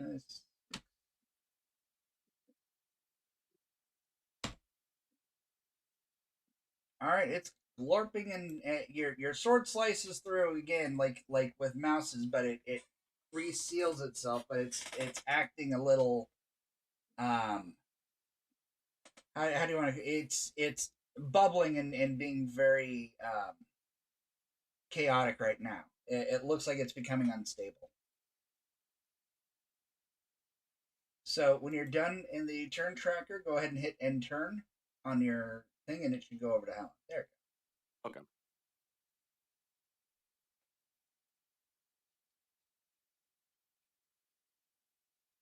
Whose turn is it?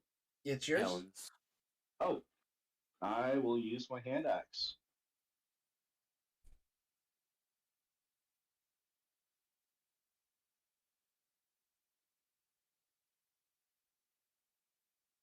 All right, you chop into it. What are my rolls?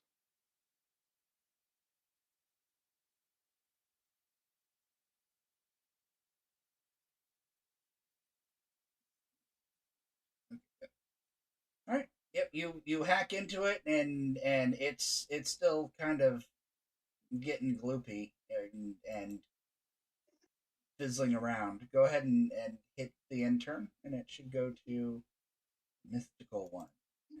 He is How going. do I enter? If you go to the combat tracker, there should be a big button on the bottom. Don't see it. Yeah, combat tracker down at the bottom should say end turn. Combat tracker is on the right, or the chat log. Or... So you hit the chat log and then the top, the second tab. There we go. Awesome. All right, the Mystical One actually lit a torch, and is gonna come over and hit with it. Whip it with your hair. I let my hair back if I let my hair back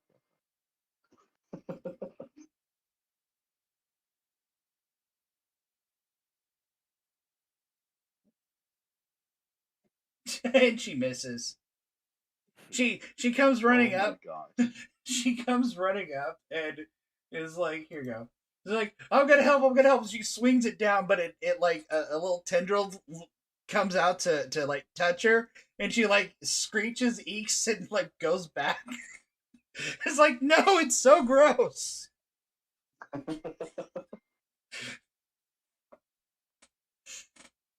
Alright. You're the worst. Alright, now it's Mouse's turn. Okay, having just done that, Mouse is going to retreat a little bit.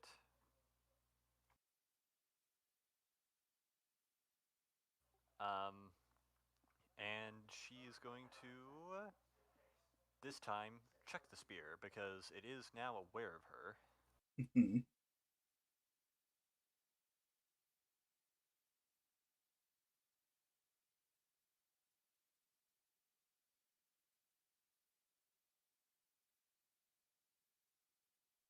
Yeah, look at you go. Alright, you yeet the spear all the way through, and it literally cuts it in half. Well, let's see here. Lightning or attacks with weapons causes jelly to divide into 1d4 plus 1 2 HD jellies that do half damage. Alright. 1d4 plus 1. So this thing splits into 2. Let me.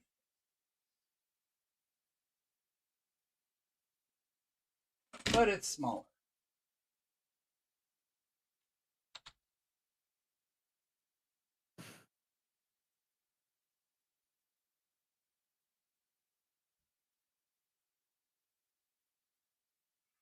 There you go. And these are both at.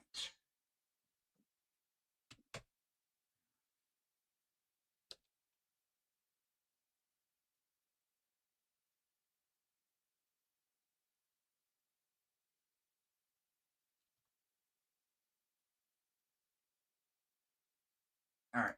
There you go.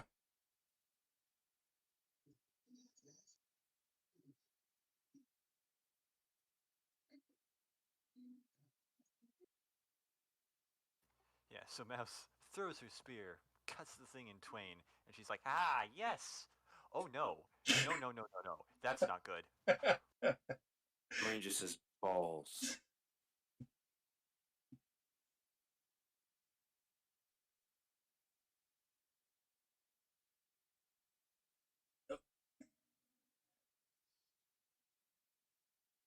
Alright.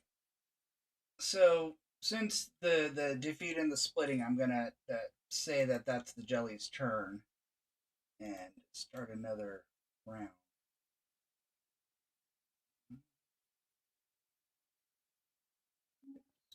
Round 2. There we go. Looks like you guys go first. Oh, cool.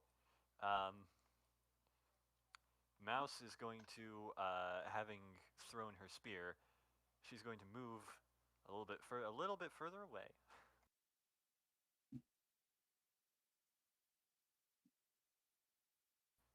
You are trying to move, but it's not your turn? What? Isn't it? It should be. It says it's the mystical ones, but the thing is still over you. Yeah. That's weird.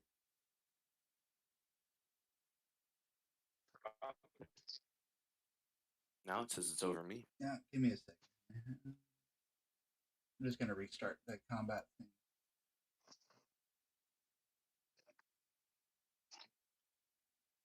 There we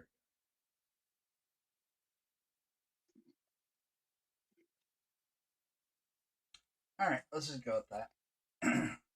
If you don't mind, Mouse. All right.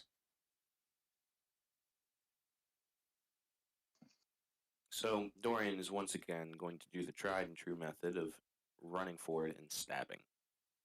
Okay.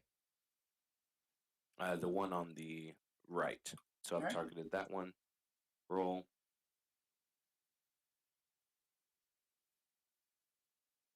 All right, you jam your sword in, and it just doesn't look like it's doing anything. It's just like lovingly playing with the edge of your blade.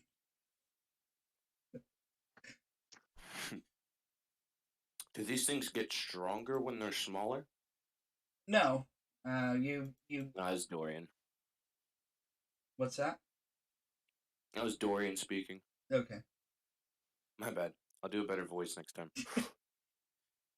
Not a problem. Remember, when you're speaking in character, it's supposed to show your little pop-up. So, there you go. Yeah, my bad.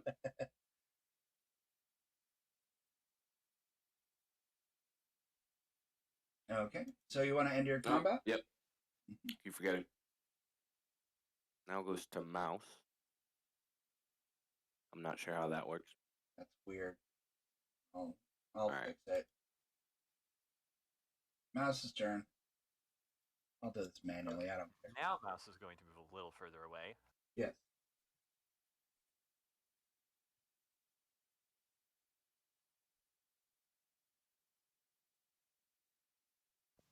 And she's going to get out her crossbow, having thrown her spear.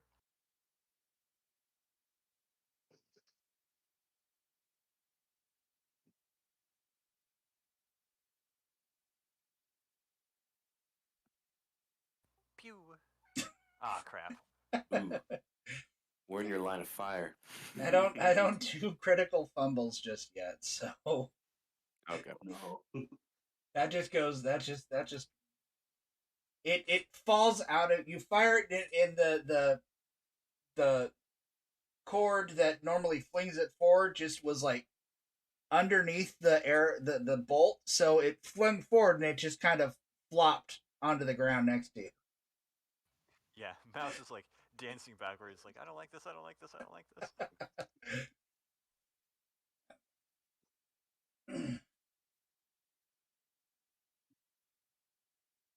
Now it is Helen's turn. Sweet. I'm going to use my movement. Get right up there. And hand axe it. Oh my gosh.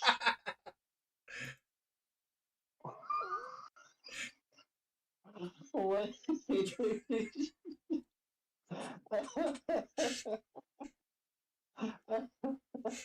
You move to hit it, you think you're just right there, and it just kind of separates. And you just hit straight up stone. We are just doing a spectacular job.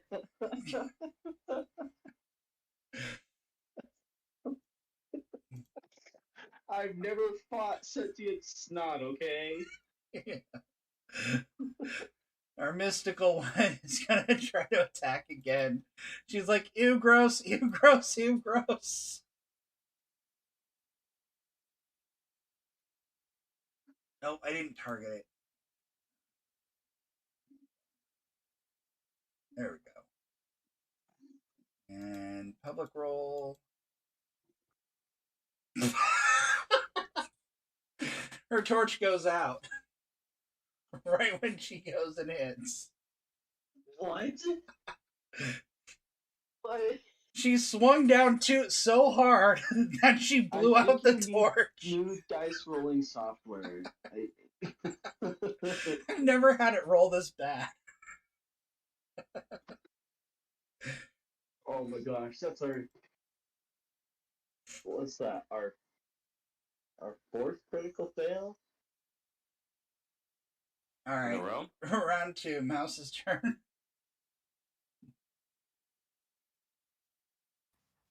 Mouse is like, Nope, our third critical fail. and she's gonna load up another bolt in her crossbow and fire.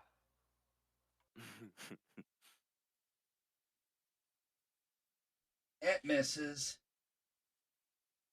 Aye. You were blinded by the light of the hair. Blinded by the light. Who taught you to use that thing? My dad. Well, your dad sucks. We all suck. Look, I All right, know now my Dorian's- dad sucks. What? Tell me something I don't know. Dorian's gonna stab again. All right. He's very creative. The same jelly. Oh, did I miss the jelly's turn? No, they split that turn. So, yeah, never mind. Good job. I didn't really do anything. Nice. You get 7 damage on it. That's how you do it. Thanks, Grandpa. Awesome.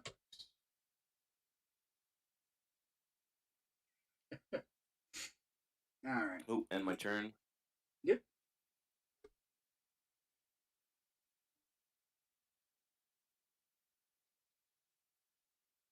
Okay, Helen. Gonna axe it again, or not. What? You're gonna ask the question. I slip on something.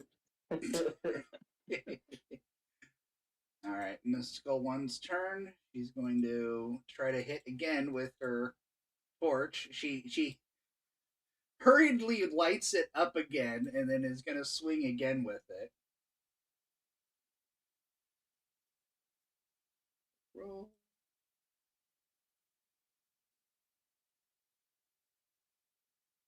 And it doesn't. She misses again. She's really grossed out by the whole slime aspect, and it's gross. So it's the first jelly's turn. Going to not my turn. Oh, this jelly. All right, so Jelly is going to hit the mystical one because she was actually.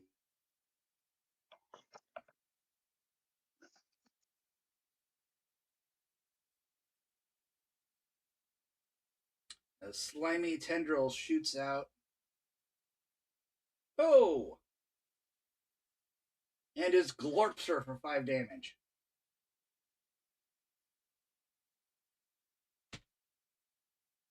Yeah, she's Physically, hurt. what's happening to her?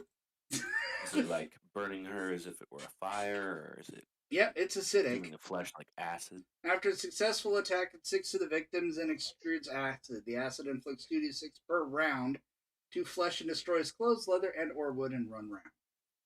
Stone and metal are unaffected.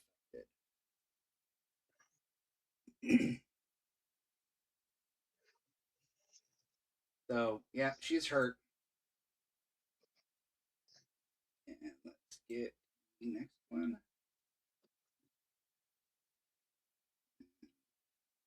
This one's going to attack Dorian.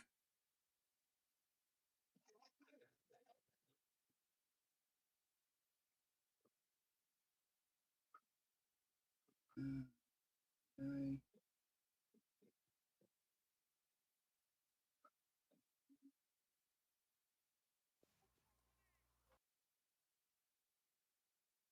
Make sure we do this. And it misses you. So it tries to shoot you with a little stream of its snot.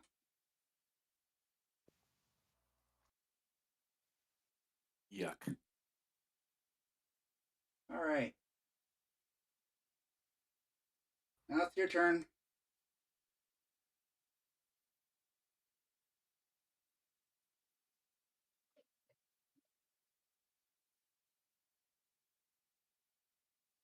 Mouse? Yeah. Oop, okay. So, I'm gonna have another try at this whole crossbow thing. Hasn't worked out so far, but third time's the charm.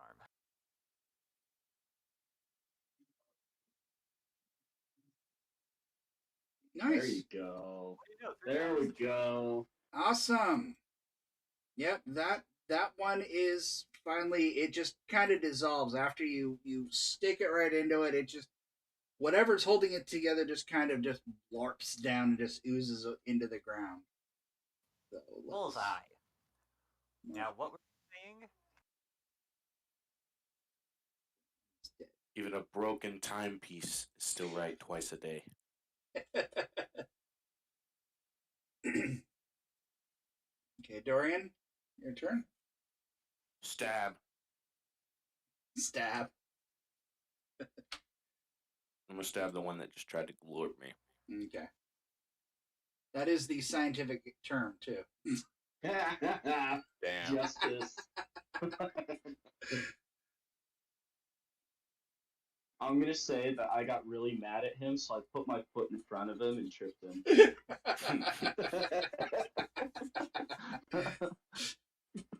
That's fine with me.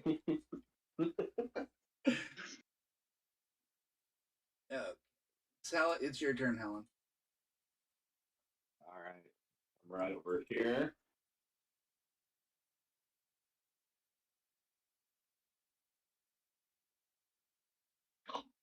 What the heck? Okay. Alright. Mystical one is running and is proceeding to disrobe to get all of the acidic stuff off of her. So she's going to be out for this round. Otherwise, she's going to take damage, which she does not want. And so it is this jelly's turn, going after Helen this time.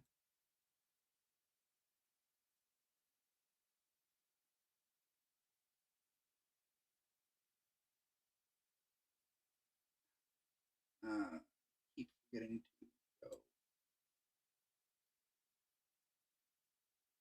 to go. It glorps in your general direction. Then I just stand in the same place and watch it go by.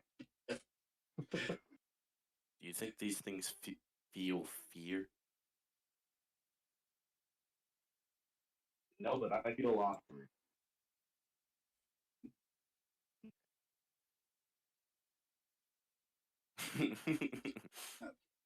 I couldn't think of a response fast enough.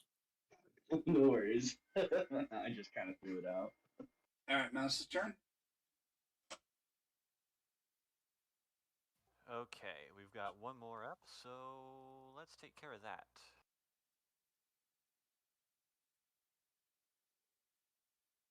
Pew. Oh. Nice. Dang. Get some. It stabs it. You shoot right through it, and the arrow sinks right into it, and it does not look happy with your attack on it either. So, Dorian. You already know. Stab.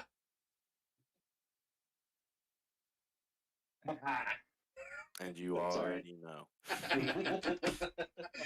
It's Helen's turn. I say, do you need some glasses, old man?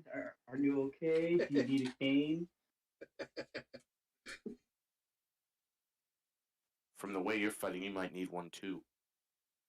Hey, I've got slippers on, okay? You made that choice. Yeah, you're allowing the case to slip right out of your range. Hey. Oh my gosh. We're just standing there arguing back and forth. You're both arguing back and forth. Just absent-mindedly swinging my hatchet at it. Yeah. Why don't you imagine the whole time we've been bickering? We've just been kind of half-heartedly jumping these jellies. Yeah. We're not even like facing it. We're facing each other. Yeah, you're both arguing back and forth, and you're just like off to the side, like swatting away, trying to smack this thing. While your healer is slowly, stripping because of the acid on her clothes. I thought these things would be more of a threat. Yeah. I guess they're just kind of big buggers. Says, excuse me, I'm half naked over here because of these things. You know how much this outfit costs? No one asked That's you why to you do that. don't wear expensive outfits. Mine, they were only 80 cents at the local Walmart. Who the hell put a shop on top of a wall?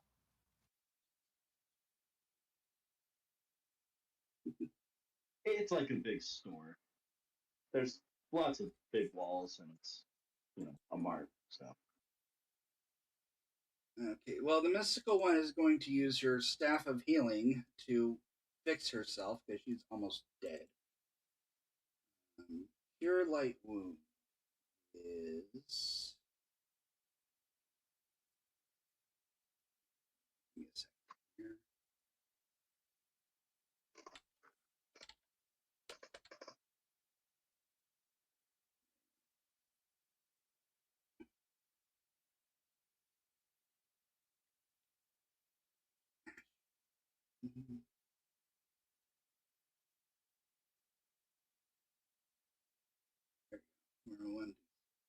All right, she gets 4 points.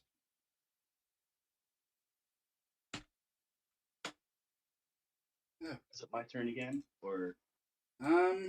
It is the jelly's turn. So Jelly is going to attack Helen again.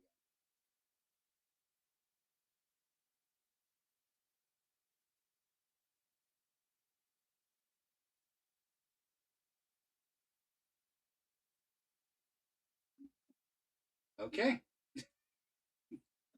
So you're bickering. You weren't paying attention, and you get slapped really hard with jelly attack. And it's eating through your leather armor.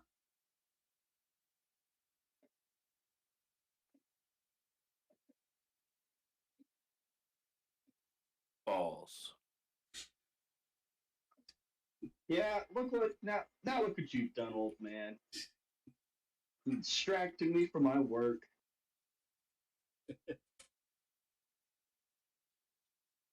You owe me a new set of armor.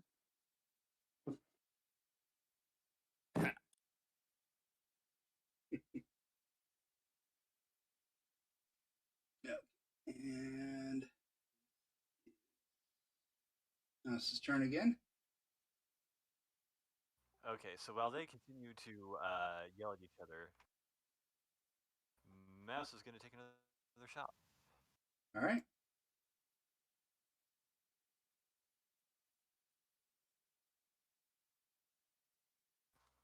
Drat.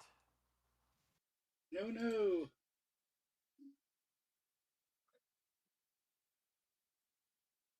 All right.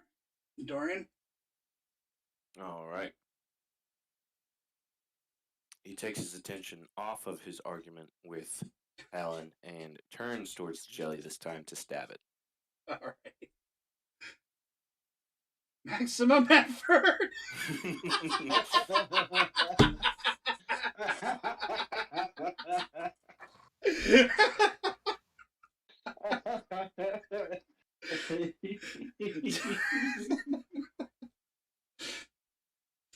Well, do something.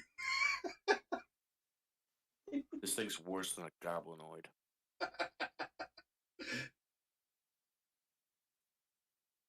All right, Helen, it's your turn.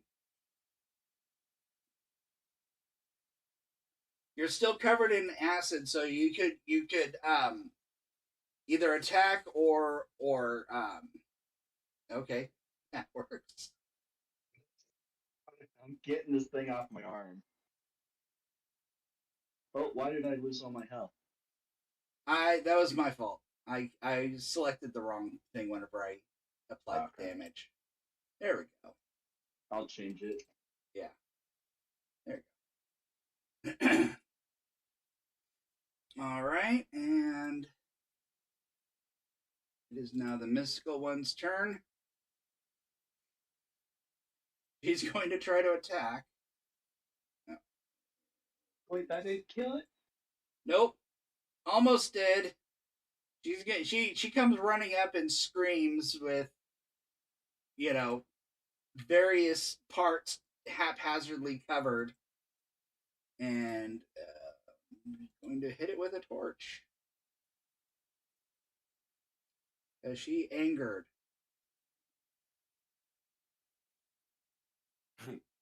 Which completely, Her scraps fall off and she goes to hide herself. Yes. Well,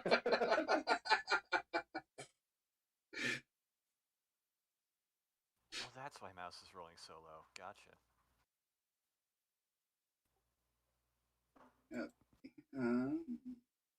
Mouse's turn.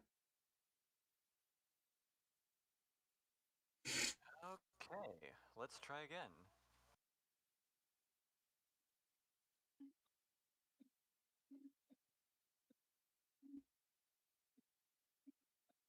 Nice. That does it.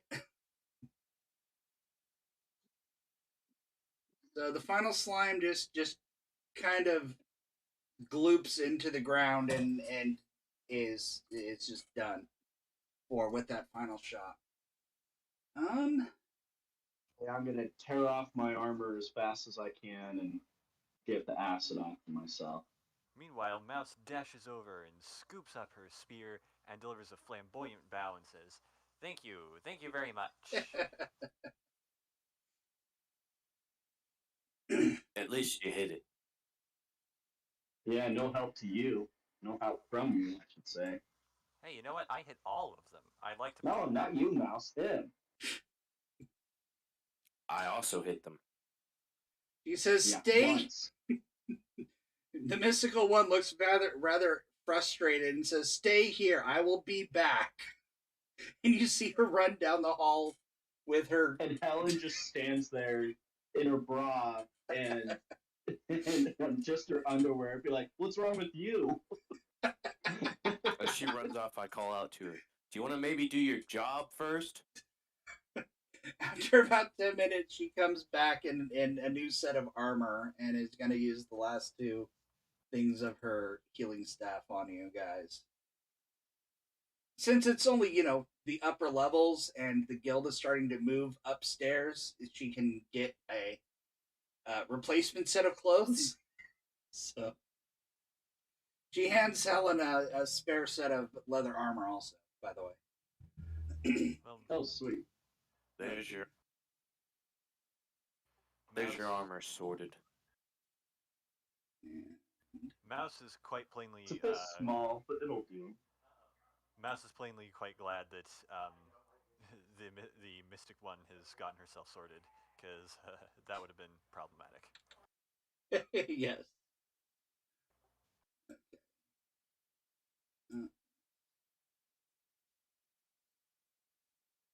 So, right, you get healed for 5. She gives you she gives you your armor, Helen, and she bops you on the head with the staff. So there you go. Well, thank you very much, Rapunzel. I appreciate that. Okay, what is it with you people and not using actual names? I thought that was her name.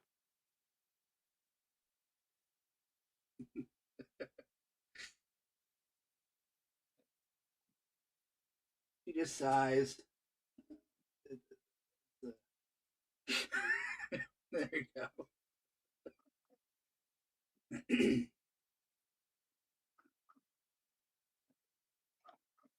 All right. So about the room you're in, it is 40. No, it just says Sorry, secret. we get out of combat so we can move. Not a problem. But yeah, you're out of combat. You're rested up now. Did you want to do anything in the room here? Yeah, I'm gonna loot the room. All right. You actually notice a small gem in the middle, just like in the middle of the room, that's glinting off of the mystical one's hair. So, it's a peridot. I pick it up. All right. So just add that to your inventory. And then I rolled to find a secret door. I don't know if you saw that. Yeah, I saw that. There's no other secret doors here. Okay.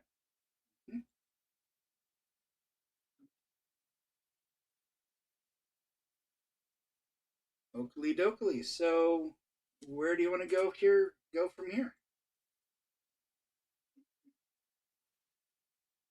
Suppose we carry on.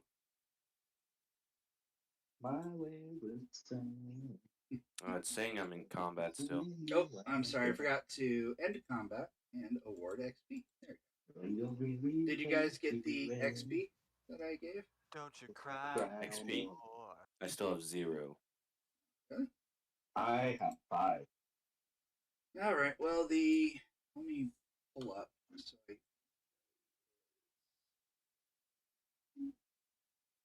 oh crap! It's 300 XP per divided by.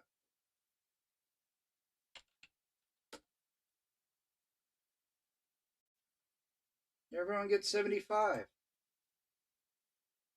for the kill. Alright, with my 10% bonus, I believe that comes up to 82. Okay.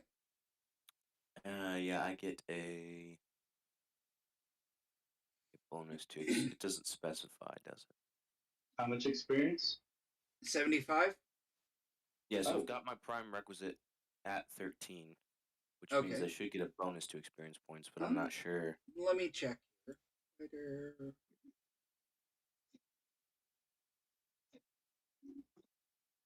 All right, 13, it's 5%, and it is 10% at 16. So let me add that real quick. Right. Now you see a little percentage next year. Yeah. So it'll calculate that for me? No, you'll need to do the math yourself. That's just a reminder. Okay. Time to get my calculator because I'm bad at math. You just multiply 75 by 0.05 and add that number to 75. Yeah.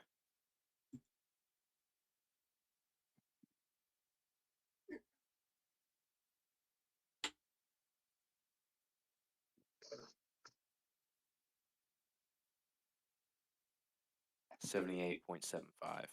All right. So just do 79. Round up. You said round up? Yep. All right, 79 then. Are we missing Helen? Oh, she's all the way down. Nope, I'm up ahead. Give me about 5 minutes. I'll be right back, okay? Okay. Boom. I ate a lot of candy really fast.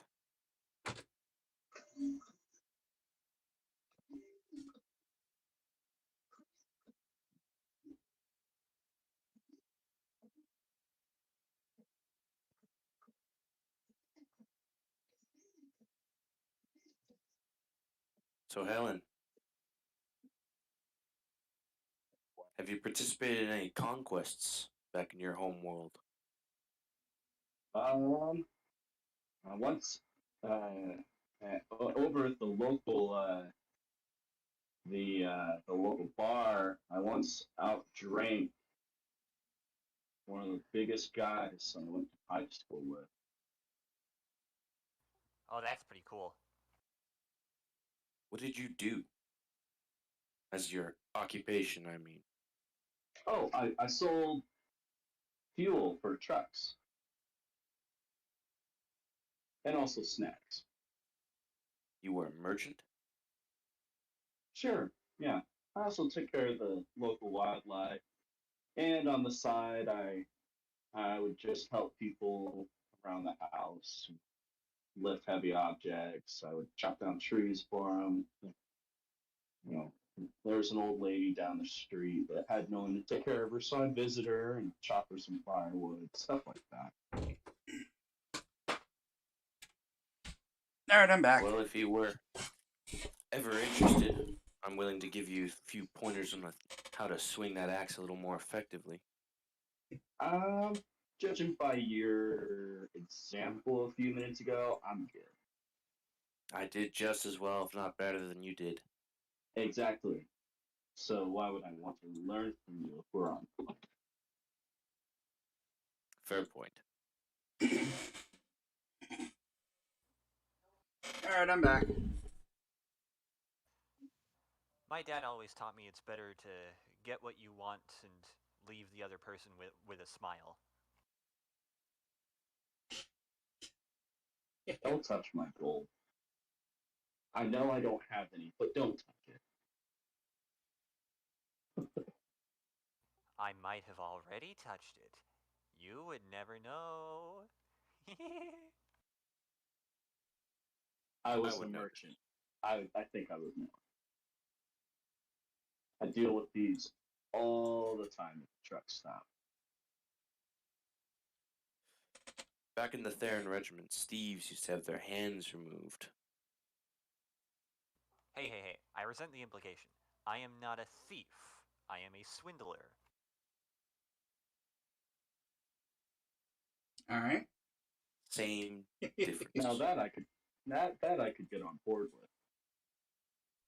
I used to convince all the guys there. All I had to do was smile at them real pretty, like I could get them to buy, 2 or 3 times as many snacks, all sorts of stuff. Snacks are always important.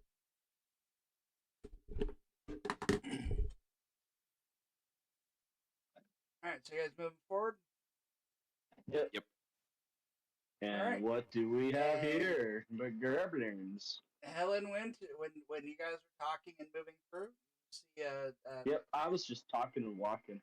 Yep, the regiment of goblins were moving through the pass as well, or moving through the halls as well. Does Mouse recognize them? No, you don't. They seem to have different markings than the ones that you've spoken with. Huh. Mouse is like, don't worry, guys. I can handle this. No means. Hello there, friends. I'm Mouse with the Explorers Guild. I don't know if you people have been up to the top floor recently, have you? Goblin looks at you. My chart.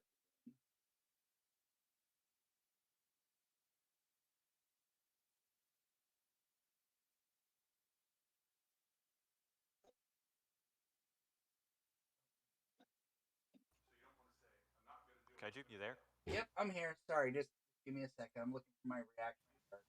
No problem, just making sure. No problem.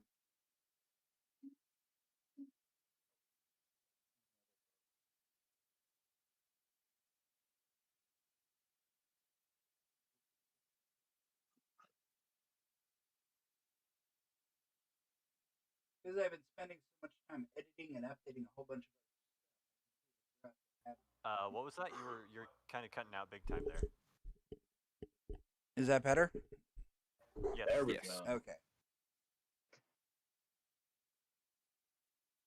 So I forgot to bring up my encounter roll. Now we can't hear you again. Yeah, it sounds like you moved back to where you were before. Yeah. Better? Yeah. There we go. Okay. Sorry, I was messing with my mic. Okay. So, the goblins look at you. We roll 2d6. And they look uncertain at you talking, and he's like, "What are you talking about?" Well, if you'd been up to the first floor recently, you would have spotted some of our people walking around. The Explorers Guild has taken up residence in the top floor. We're trying to work this place into a new sort of base of operations. And we're looking for enterprising and exploratory individuals such as yourselves. It's a very interesting job opportunity, I can tell you. We offer a lot of great benefits, travel chances, the opportunity to see interesting new places, and in fact, some other goblins have already joined up with us. It's a really nice outfit we've got going on. Now, don't get us wrong. We're not here to intrude if you've already claimed territory. We just want to know and make friends with you. What? You got to Shut know. up, old man. Just get All back. right. The goblins just kind of. I swear, you guys in your roles, they start talking amongst themselves and are possibly friendly. Roll again. And are kind of listening to this, and they're like, the leader's like, we heard talks from some of the other tribes that are working with humans around here. So, but our tribe or our clan is just exploring and getting our stuff. We weren't really too concerned with joining any groups or joining any other tribes. I'm gonna be definitely dialoguing all of this whenever I write this. So, Well, are you sure about that? I can tell you, it offers a lot of a lot of really great opportunities being part of a larger organization. I myself wasn't entirely convinced at first, but it's been really beneficial. mm, No worries. As long as you want to explore, we'll leave you to explore, and as long as you leave us to explore where we're at. all right. They seem to be interested in the opportunity Mouse is talking about. So, um, yeah, Shall I have? they'll Shall I go roll up. a charisma? What's that? Should I roll charisma? Yeah, go ahead and roll charisma.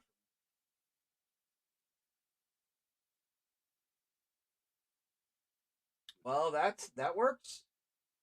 Yeah, they're more than happy. They're more than happy to go meet up with Aaron and become part of the scout brigade for the Goblin Scouts. You know what's funny is this is actually leading up to the second module, because whenever I'm reading up about it, there's actual lots of orc, goblin, and goblinoid tribes that you're going to be interacting with. So, I'm making it where that's where these guys are coming from. So, Dorian has some adjusting to do. yes. I am certainly not in Theron anymore. I forgot to ask what your alignments were for Helen and Dorian. I wrote down lawful. Okay. It didn't seem like the alignment chart was the same in this Right. rule set. Yeah, there's no I evil. wrote down Evil and good chaotic. are. You wrote down what? Chaotic. Okay, good. Good and evil are subjective in this campaign or in the campaign setting. So basically, it's lawful is you follow the rules. Neutral is you sometimes follow the rules, and chaotic is forget the rules. You're gonna do what you want. Okay. So, but you don't have to be evil if you're chaotic. You can just be kind of like Deadpool. So, and there's this weird language with Mystara that if you're of a certain alignment, it's called an alignment language.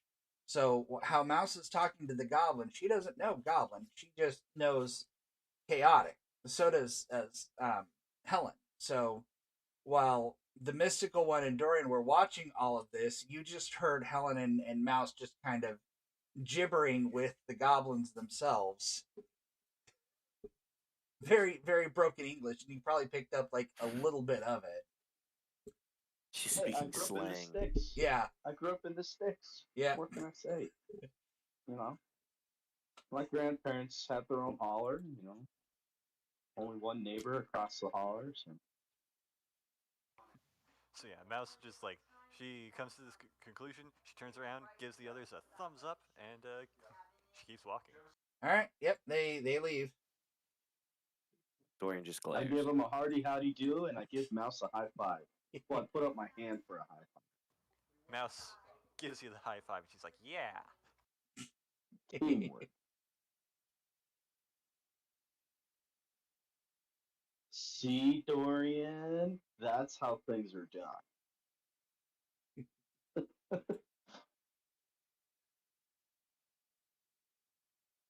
I was gonna say something, but I chose not to. Honestly, that was even better because he just kind of stares and then walks away.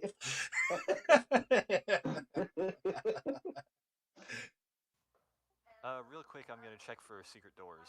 All right.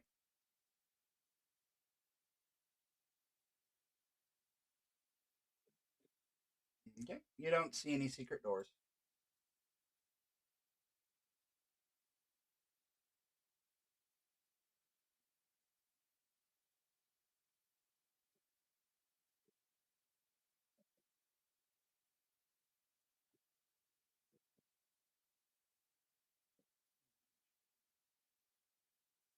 So I'm sneaking into this somewhat quietly. Not truly sneaking, but just kind of really looking hard to make sure there's nothing around the corner. Okay. I'm sticking next to the wall. All right.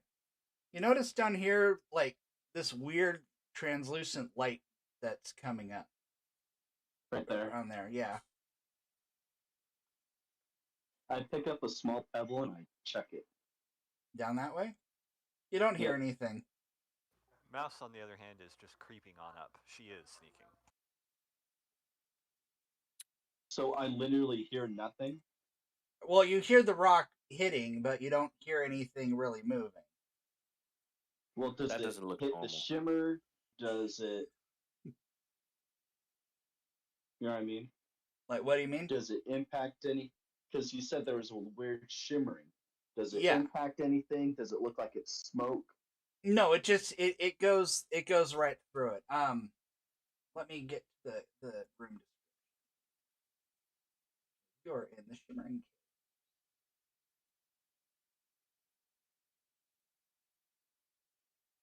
cave. Is the phosphorant cave. So this is a medium-sized cavern. Its regularly shaped eastern arm presents an eerie sight to explorers. The soft phosphorescent glow bathes the entire area independent of any other illumination, and the strange light is caused by the widespread growth on the walls and ceilings of a light purplish mold. So you just, as you get closer into the room, you see this mold covers everywhere, and it's emitting bioluminescence on it.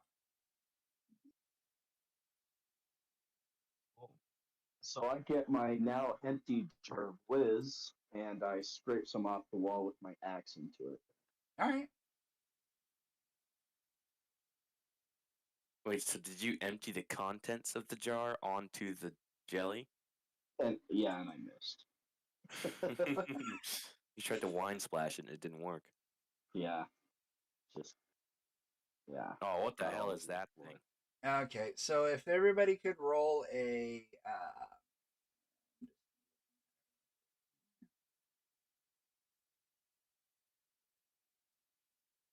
D20 or oh, actually, you weren't even supposed to do that. It can walk on the walls and the ceiling. Yay!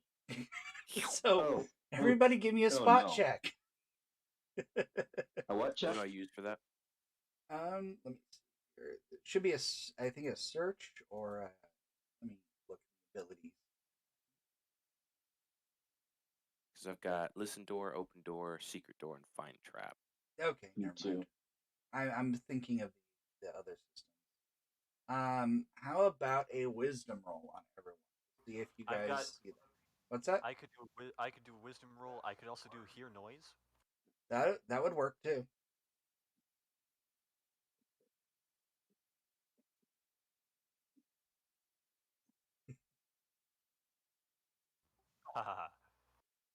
And How did I succeed with the 4 and Dorian fail with the 19? with not skill sure. checks, you roll low. So the Oh. yeah. Huh.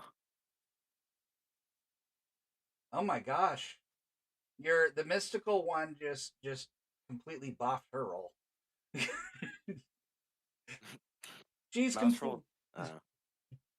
So who got the Helen? You noticed this thing crawling on the ceiling above you.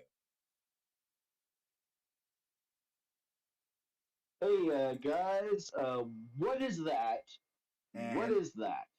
it is Looks like about something that Dorian sleeps on. Probably dreams of it in his night. What is what? Oh, so this is about 9 feet long and it's about 3 feet high, many-legged, segmented worm with rings of about 2 feet long and tentacles in their mouth. oh, I don't like that. I don't like that at all.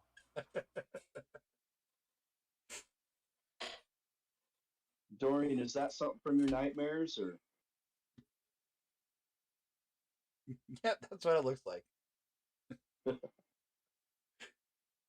He says nothing. He just stares at it. I guess so. He must be too terrified to speak. Anyways, let's go to town. I vote that we leave as quickly as possible. I start to attack. All right. Can I reach it, or do I have to throw my axe? It's on the ceiling, so you can throw your axe, and then it'll come down, and it'll start combat that way. Oh, okay. Then I don't charge in. I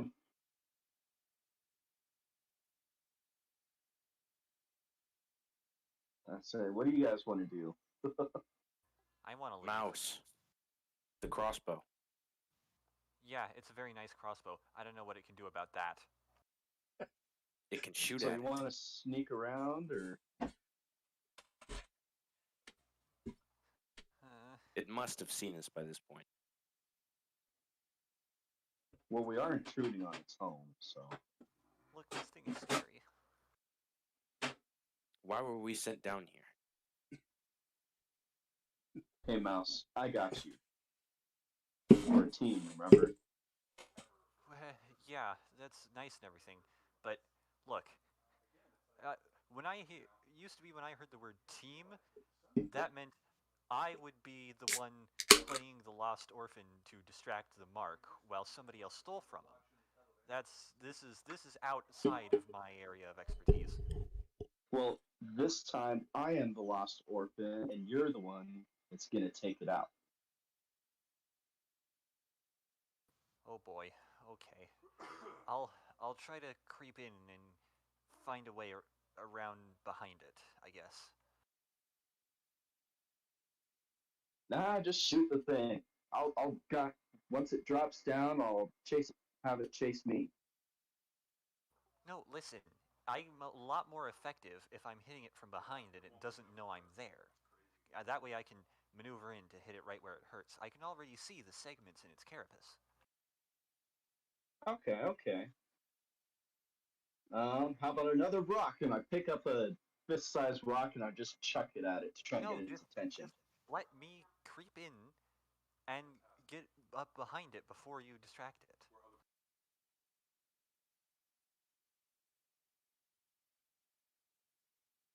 And I hold my rock. All right, should I make a Yeah, should I make a do a stealth check, and then position where you want to move.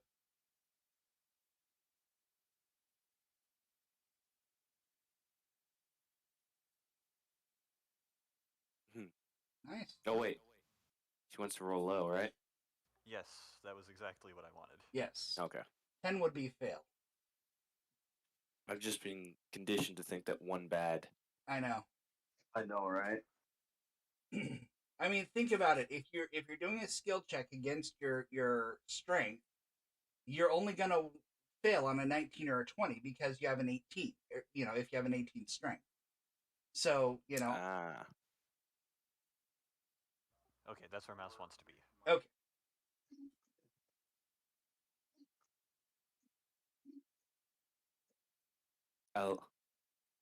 Dorian looks to Helen and he says, "We'll do it together." And he picks up a rock. Helen rolls her eyes and throws the rock as hard as she can. As does Dorian. And is that a dexterity throw? No, just a straight. Just target it and just roll 1d20 and. Hey everyone. Armor class 7. That'll hit. So, Kaiju, yeah, the power nap you recommended failed and I fell asleep. Well, we're still going to be playing for a couple more hours if you want to come on in here. We're just killing a carrion crawler right now. Come on in, the water's fine. So, does that look like something? Because I do take care of classes. That's fine. If you want to try to meet, I'm going to try to be setting up another day for the Europeans who want to play. So definitely, I'll try to work with you a little bit more this week and get that second day set up for everyone. Thanks. So, not a problem. I appreciate you trying to get on though. So get some sleep, okay? Yeah, thanks. I can set up like 3 sets of alarms for every time it went half o'clock to make sure I never went into REM sleep. Oh man. Take it easy. All right. Yeah. Good night. Good night, man. Good night. Looks like we both hit our mark. Yep. Yeah. And we did it together. Which is the important thing. And I'm just gonna say those each cause 1 point of damage too, because they're rocks. You're hitting something with a rock. True. So. All right. So that will start combat. There we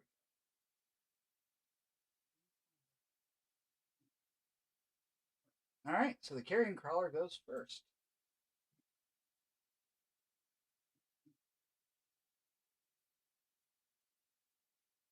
All right. It's gonna head over to you guys. It literally just kind of falls from the ceiling, but it's 9 feet tall. So like whenever it falls, it's straight. But as soon as the head lands, it starts crawling. So yeah, it's really creepy. And it's going to hit you. Actually, I need to read the notes. Okay.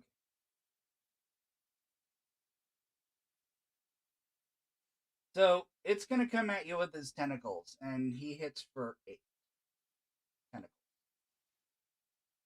Wait, so he hits for 8 damage? No. He hits you with 8 tentacles. So, the public.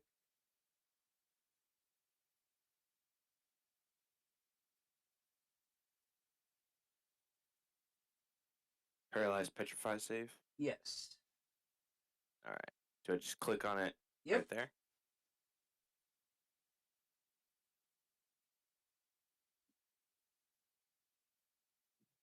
Uh-oh. Nope, you're petrified. All right. And still has a bunch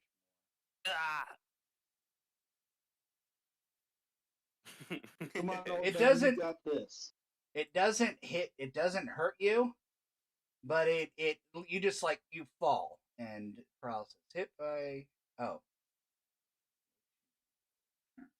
Oh, is it that old back injury? Oh man. So, yep, you're paralyzed for about 2 turns. and it is just going to keep wailing on you with the other tentacles. It says I only do one person. I think that's weird if I were to like alternate between everyone because this is just one attack. Yeah. 1, 2. I just want to see how paralyzed you are. Morbid curiosity, really. Probably pretty paralyzed.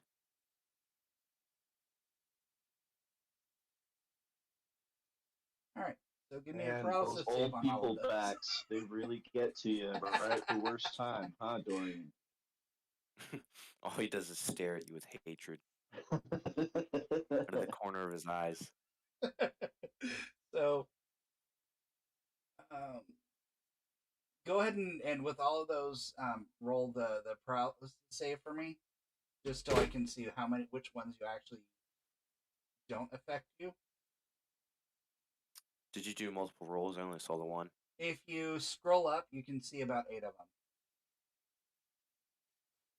them. So I see Carcass Crawler's turn, and then one. Oh, attack never by mind. Carcass Crawler. They're all private rolls.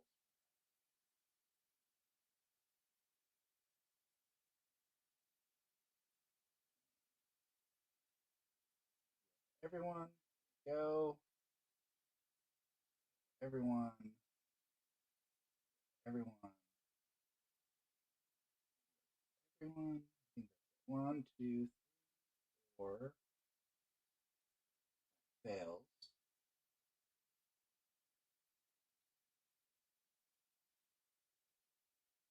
There we go. That should be it. 1. Okay, so they're not inflicting damage, but they are paralyzing me? Yes. Okay. So this one. Okay. Oh, Day, you got an Addy. Yeah, I couldn't get him Does an earlier. Nat 20 do anything? Does it succeed on 2 of them, or? No, I don't. I'm not doing any bonuses or anything like that except double damage for nat 20s right now. I'm gonna expand house rules later. Right now, I'm trying to keep it simple while I learn and get better at these. You know. But 1. So that's 3 failures and 2 successes.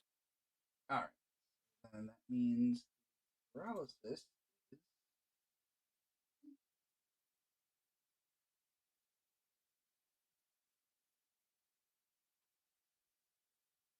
Oh, crap! That I just.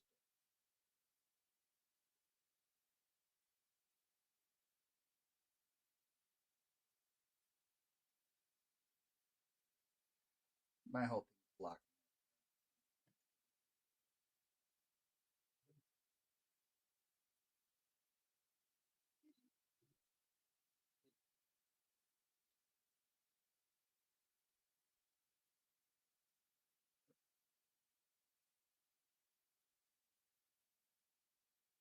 So 9 is save turns or rounds.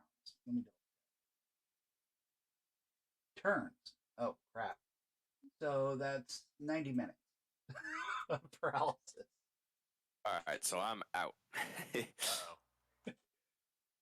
Just for now, you're laying there and you look in horror as the tentacles don't stop after they've slapped you a couple of times. They've started wrapping around you and are starting to pull you inside its gaping maw. But it's a slow process. So, does this make the creature prone? So, do I have advantage against them or anything? Or It can't attack you while it's trying to eat it, or while it's trying to eat Dorian. but I don't get advantage or anything like that. Not really, because it's still heavily armored, and that's kind of where the armor class comes from. Oh, Is okay. the Sounds good. You know. So, but yeah, it's going to. They never added the additional thing that I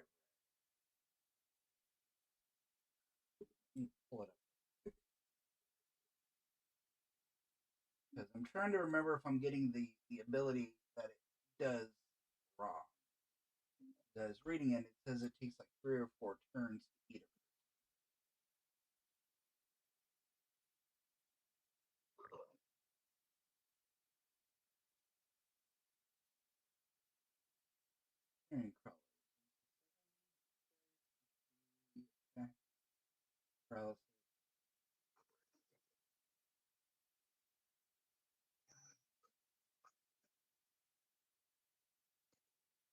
Oh, that's what it does. Never mind. Okay. All right. Basically, how these things work is that once the whole party is completely paralyzed, then it will eat everybody. So. Fun times. Yes. And it's one of those things where somebody has to stop it, otherwise you're completely paralyzed and are going to be absorbed into it, type of a thing. So there's no actual damage output on this thing, it just stuns you. Are there attack of opportunities? They didn't have rules for that just yet. Okay. Okay, so Then I might just hatchet it in the face and run as far as I can. all right. All right, so Try and distract it so that Mouse can get a few hits in on it, and then if it turns around, I'll turn around and start hatcheting it in the back. that sounds good. All right, so Dorian, is you gonna try to do anything? Is there anything I can do? You can talk. Oh, I can still talk. Somebody stop it now!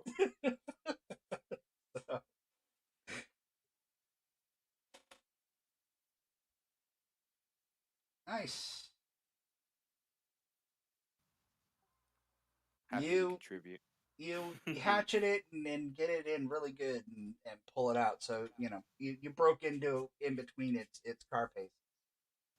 Stop it now. Green blood is oozing out. Then I run away to try and get it to run after me. All right. Mystical one is going to hit it with her thing.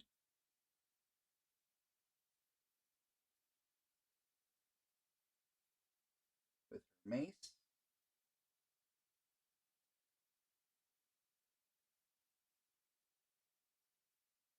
Nice. He gets a really good hit in. A chow. All right, and it is Mouse's turn. Okay. Now, to be clear. Yep. Can I make an attack then move, or do I have to move then make an attack? You can attack and then move. In that case, Why didn't the mystical one run? I'm going to huck my spear at it. All right.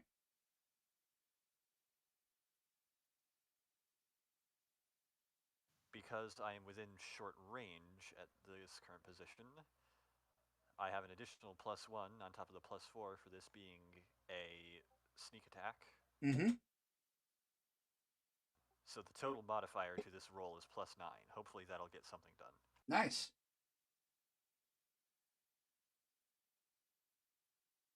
8 damage. Wow. That's more than enough to take care of it. You huck through it and get it right in between its head, and it just kind of wiggles and stops moving. And it falls right on top of Dorian. Yep. And then I just turn to Mouse and hold my hand up for a high five. Mouse, sort of is standing a solid 17 feet away, but she gives a... Well, yeah, but you can see me. So it's dead, and I'm laying underneath it, still paralyzed for the next hour and a half, right? Right. So we can. No, Helen has to carry me. Okay, I was gonna say you can wait for it to wear off, or you can have Helen carry. So what I'm gonna do, I say if you really want me to, and I get my grappling hook and I hook it to the scruff of his armor and I drag him face down.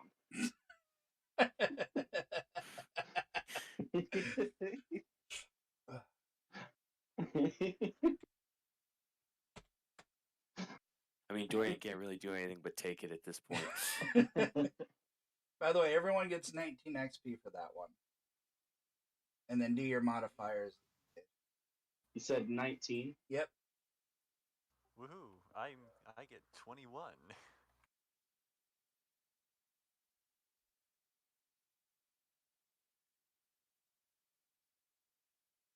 get Mouse 20. like climbs up onto the top of this thing, and where her Wait, spear what's is. going on?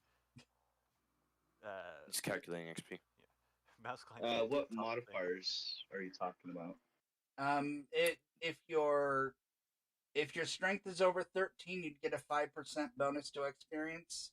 If it's 16, you'd get a 10%.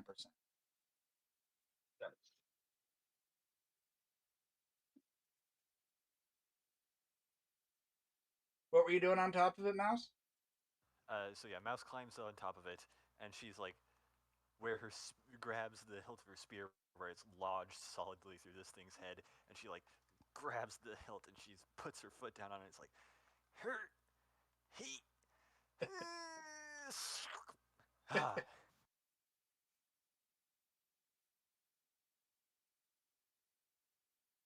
This thing's pretty juicy, huh? You know what I'm gonna do? And I go up and I chop off a couple of tentacles and I stick them in the jar next to the mushroom growths.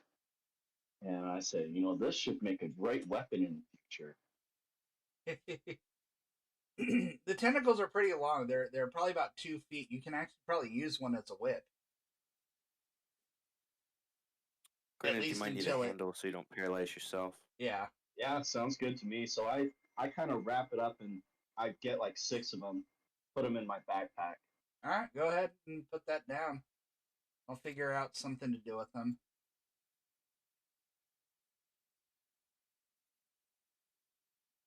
Well, apart from that thing, there doesn't look to be a great deal of interest in here.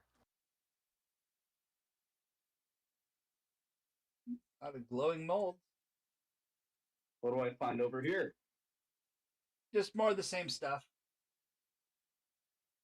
Probably where the carrion crawler was sleeping. Is there any bodies that I can loot?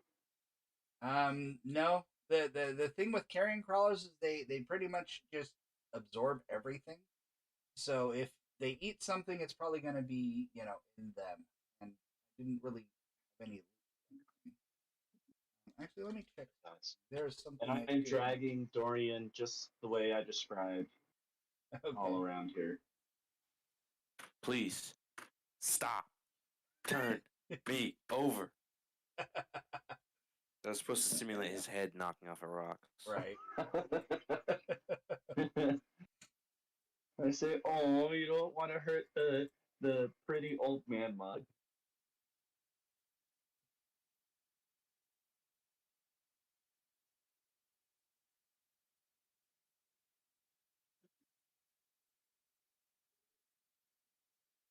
Come on now. Never know when we might get pulled back to Ard'Vanwa. We should keep moving. You're right. So I go over and I flip you onto your back and I keep dragging you.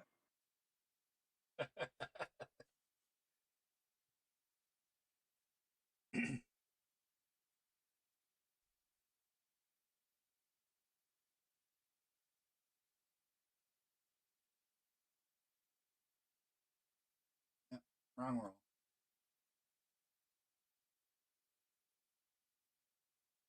Don't really see anything in this room here. It's just a cavern, or it's just another cavern like the rest. Sounds good.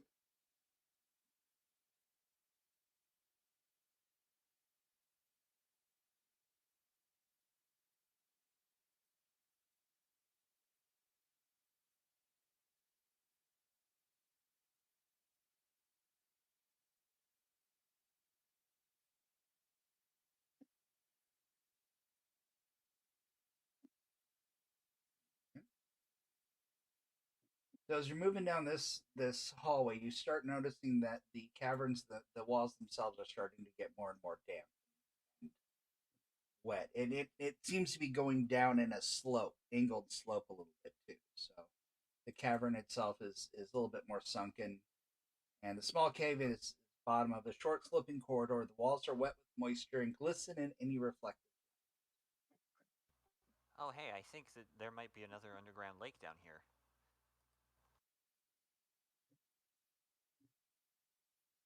Mythical one says, "Pretty."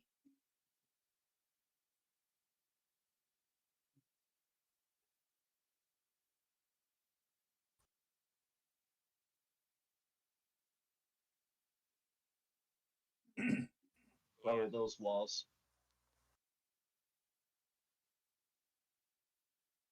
I'm gonna check for secret door. All right. I never really was much of a hand at swimming. Oh, you know definitively that there's no secret doors around here. As you checked, both checked and couldn't find any. Hmm. I'm So are sorry. all those I'm sorry. I walls? just It's have kind to of hard show. to tell. I'm sorry. I just have to show this. To freaking both of you. Oh, nice. Wow, talk about a waste. So are all these walls right here? Yeah. It's a dead end. It's Yes. just kind of hard to tell with the shroud. Right. I understand.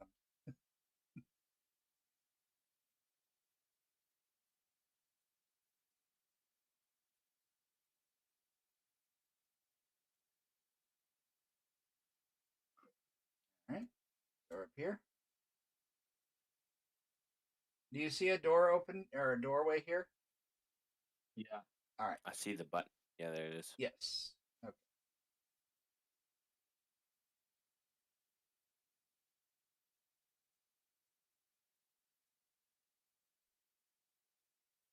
Okay. Now the room you entered is a cavern. It's rather large, and it looks like it's designed to be some sort of theater or arena, and it's really unfinished. The center portion of the room is sunken to about 15 feet below the floor level, and the sides slope downwards from the surrounding walls to form a small amphitheater. I'm dealing with some slight lag issues here. Give me a second. Not a problem. Are we supposed to be able to see zombies? Yes, they're just kind of roaming around. All right, I think I'm gonna have to reload the page. All right. Well, you know the old trick, and I reach down and I pick up a rock and I chuck it at one of the zombies. Helen? Pull me back. Oh,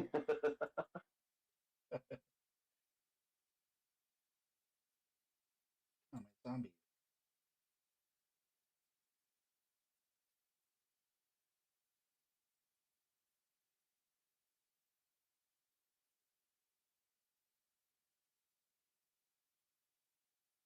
So I missed with the rock, but it was Yeah. pretty close. Correct. I'm just waiting for Mouse to reload the page. Yeah.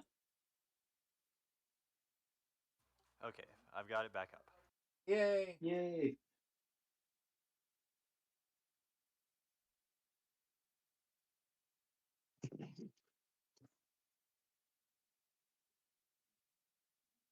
So I just chucked a rock at a zombie Yep. and missed. I'm just looking at. Okay, well, I wish you would have waited because that's the sort of thing that you're supposed to generally do after Mouse gets into position to use her backstab. Holly doesn't really think of these things. She's just like, ooh, zombie, let's throw a rock. What are you playing, Pokemon? Gotta catch him. Zombie fetch. No.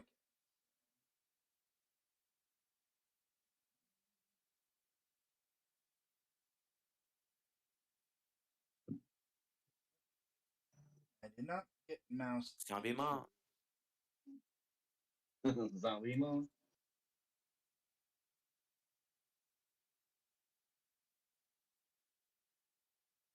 There we go. Looks like the zombies go first.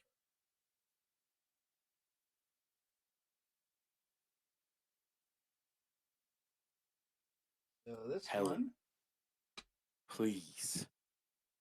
movement of. I'm begging you. Get me away from that thing. He's going after the miss. This one. He'll just nibble on your toes. You'll be all right. I will not. And I prop you up against the wall behind me. Mouse. You seem to be Yeah, the more right sensible next to one of Mouse. the two.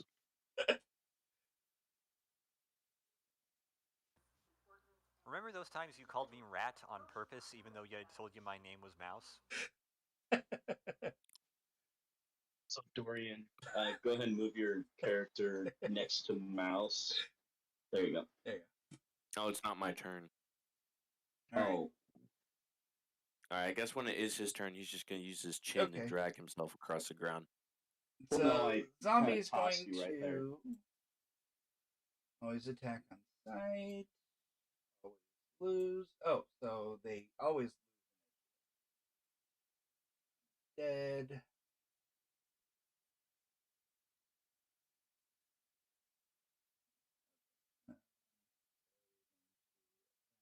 Is there any sort of grappling? Because, like, you're saying the floor dips down towards the middle. So Yeah. if I tried to, like, Spartan kick this thing, would it slide down? I could make it happen that way if you want to do that. All right. All right, the mystical one is hit with the zombie's claw, sword, whatever. And the next one She's not had great luck. is coming after Helen. There.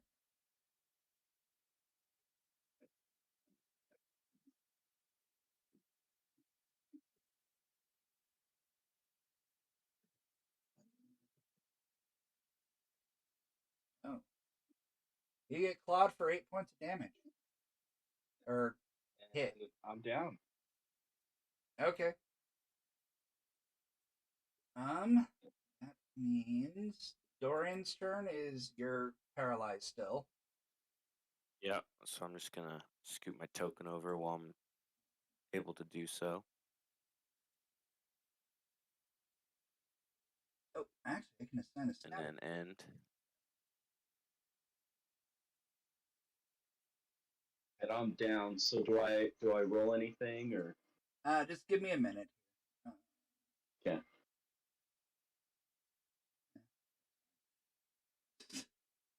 Paralyzed. There we go.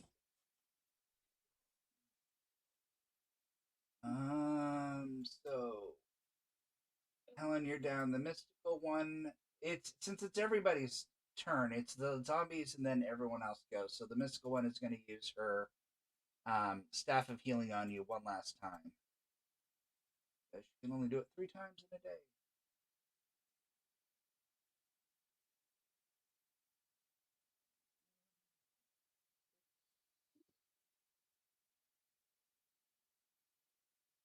All right, so you're healed for 3 points of damage.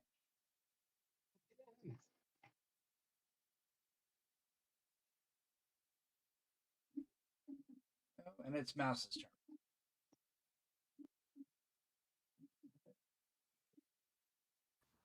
Okay, well, this is rapidly turning into a problem.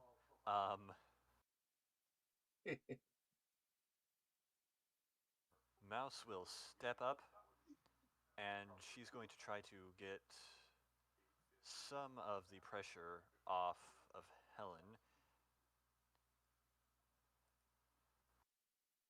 Wait a minute.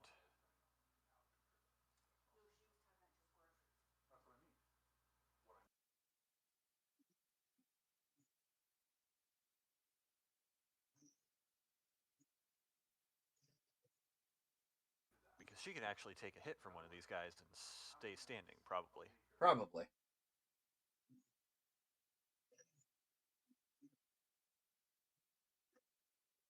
Fudgesicles.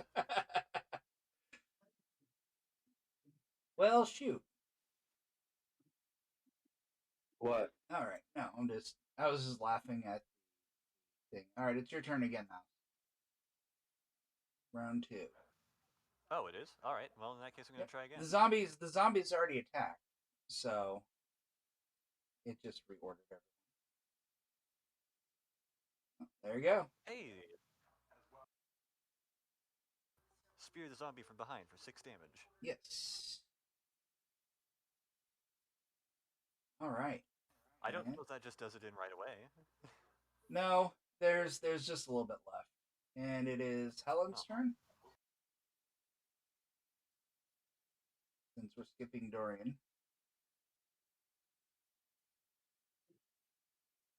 He's.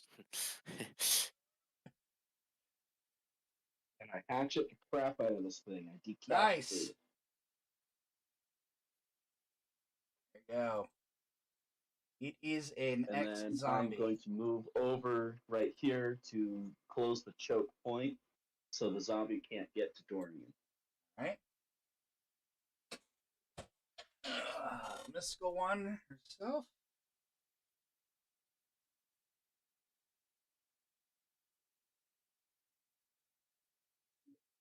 You have special clerical powers you can use here, right? Yep. Turn undead. Player rolls 2d6. Well, there's only one left, but basically turning. Successful turning. Player must roll destroyed undead. All right. Yep. She's gonna cast Turn Undead, which works. There's only one zombie. Turning the tables. So if the turning result succeeds.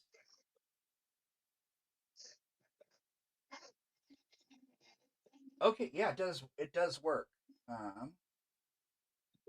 So yeah, I needed 7 or higher, which I got a 10. So 2d6 number of zombies. All right, so she could have turned 4. All right, the zombie just kind of stops and just turns around and is no longer aggressive, and it moves to try to leave the area. But if she says if you touch it or if you interact with it in any way, it'll start attacking everyone again. I say, well, aren't we? 1 second. Aren't we here to kill these things? We got to take care of this before it becomes a problem. Mouse, me and you, let's get this thing both at the same time. Well, all right. Give me just a second here. And Mouse is going to operate basically more or less under the assumption that it's having been turned and is trying to flee. It is no longer aware of her. Right. She's gonna try, therefore, as it walks away, to backstab it. Okay.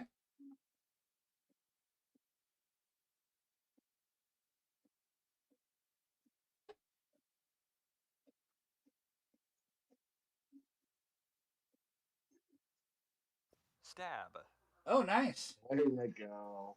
Hells yeah, that's 12 damage. More than enough to take the zombie out.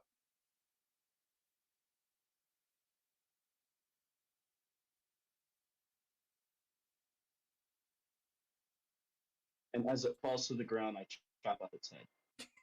Okay. You can never be too sure. Right. Yeah, double tap. It is a zombie. Mouse will give Helen a high five. Awesome. Yep, I accept the high five wholeheartedly. The mystical one is checking on Dorian's paralysis and is like, well, we could, hole up here and wait until the paralysis ends, and this is a defendable position. Please do. Sounds like a good plan. I'm gonna loot the room first. You can stay there. Make sure nothing comes in, Dorian. And I start walking away. I'll do my best. As you guys are rummaging around stuff, you actually find some chainmail. Oh, I could totally use that. And as you notice, it's exactly your right there. It seems to be the right size for whoever is holding it up to them. Think Ooh, Yaya some sister magic. pants. That's awesome. Um, You guys good with me taking it? I already have a plate. Sweet. Don't mind if I Mouse, do. Mouse has only got leather, and I don't think rogues can wear chainmail.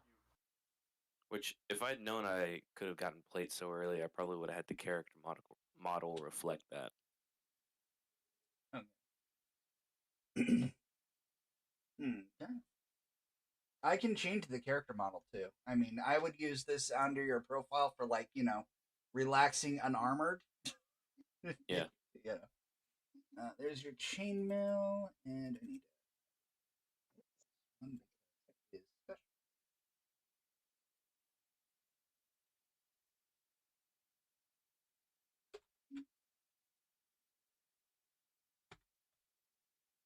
What do you think, Mouse? How do I look? I think you look like you're ready to receive a strike from a sword, less from a spear or a crossbow bolt. And she grins and kind of winks. I accept the wink and I wink right back. And I'm still checking myself out in my new armor. All right. And let's see. I said 90 minutes. This would have taken 15, so 30 minutes. Three more. Okay, I'm just going to do one random encounter roll to see if you have any surprises. And of course, okay, what horrible things.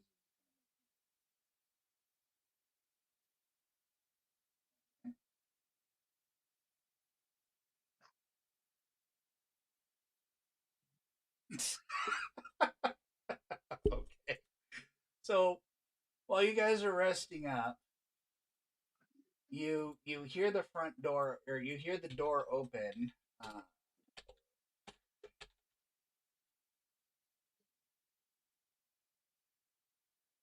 And this orc just kind of walks in and sees everyone, and there's only one of them, so I'm gonna give him a morale chance here. Could Mouse potentially make a charisma check instead? Yeah, in a sec. I was just gonna see what he's gonna do first, because he just sees four people. It's 4 against 1, so he's immediately just gonna be like, "Nope." He's gonna turn around and try to walk away. I'm gonna say, "Hello, friend. What do you think of my new armor?" I think he's another adventurer.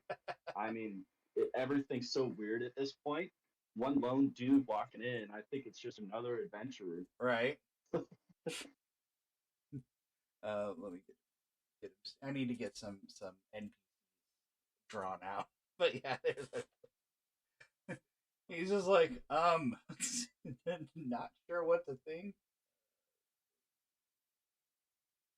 Since you stopped him from leaving, let's see his actual reaction. Did I get any hit points back? Yeah. Everybody should get. What is the long? I'd say everyone should just get about 1 or 2 hit. Let's do 2. Oh, okay.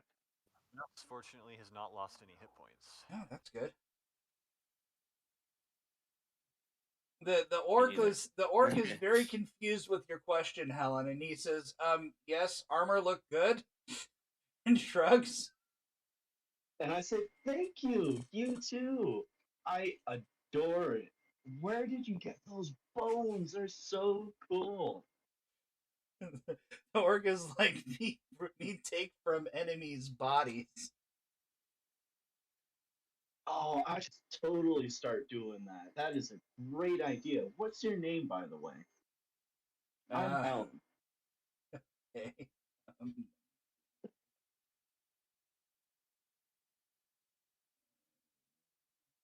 he seems a little weirded out by the all the questions. He says his name is Mugor, Muggor, Muckgore. There you go. That sounds good. Muckgore. Let's call him Muckgore. Whatever. He says I was separated from my friends in these winding maze hallways. You know, it's a funny coincidence, but I have a lot of friends who are muggers.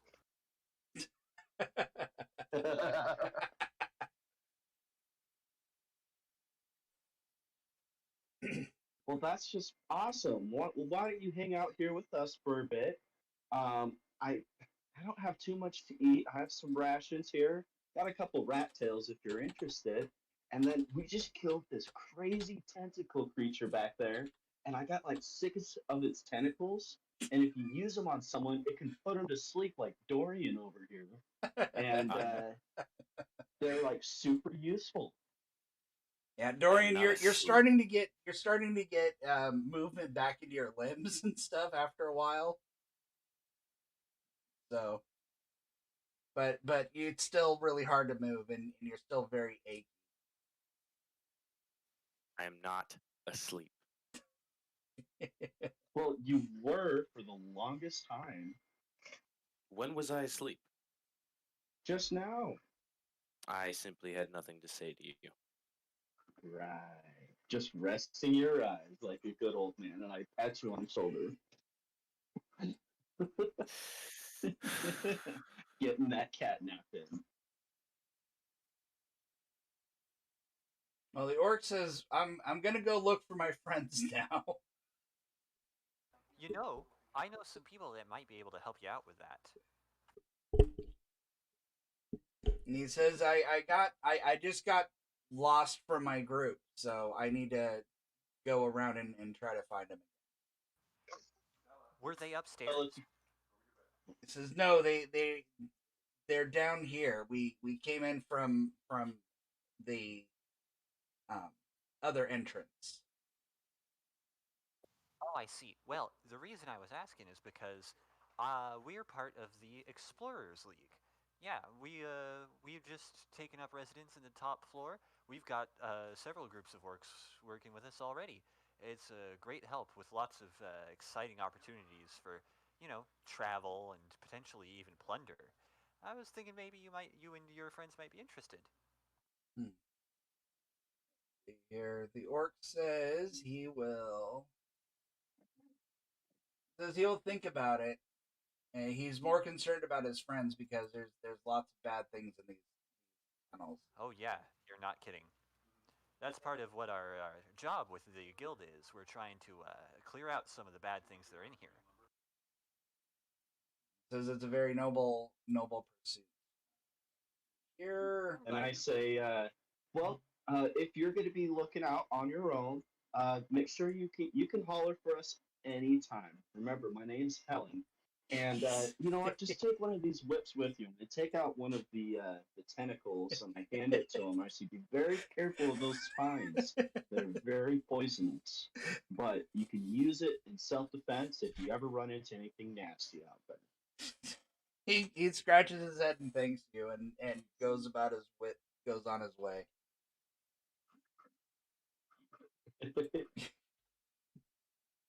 Now, bye now. Take care. And I close the door. All right, so that was a very nice orc. Yes. So Dorian, you should be able to move by now. Okay, good. Mm-hmm. The orcs here are strange. Why do you say that? Back where I'm from, he wouldn't have spoken to us. Our heads would have been off our shoulders by now. Take 10 regular men to take one of them down. Well, maybe you're the problem in that situation. Maybe they're trying to defend themselves against you, huh? I mean, that's a chicken before the egg question there. I can't really answer that. It happened long before I came around. I'm sure it's something similar with these warriors and barbarians from this land, too.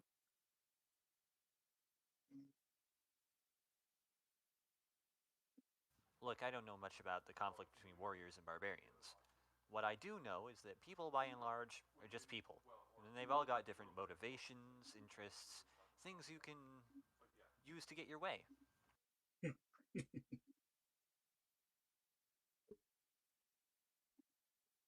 politician's approach.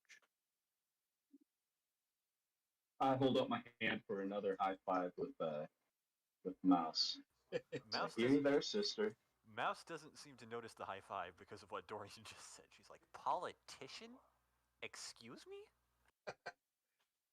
I haven't interacted with many.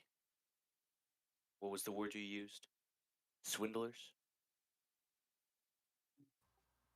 Excuse me, swindling is a noble and ancient art. Just like politicking. No, politicking it was invented by assholes. I would imagine that people that get swindled see swindlers as assholes too. Yeah, well, swindlers mostly target assholes. It's a matter of perspective. Listen. Helen, Mouse. I believe we got off on the wrong foot. Mouse, you saved my life earlier, and I can't express how appreciative I have of that. Well, thank you. I will strive to be less abrasive in the future. I've already exacted my revenge for you having called me rat. You don't need to worry about that anymore. Fair enough. Let's get the rest of this over with. I'm inclined to agree.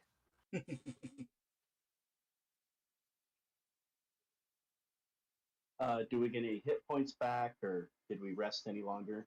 That was pretty much the full rest. Is just the one encounter with that. All right, sounds good. So yep. Mystical One can't heal anymore. She lets you know that her staff is out of charges until tomorrow. So she says that we all need to be very careful. That's okay, Miss Mystical Lady. So it sounds good to me, and I lead the way. All right.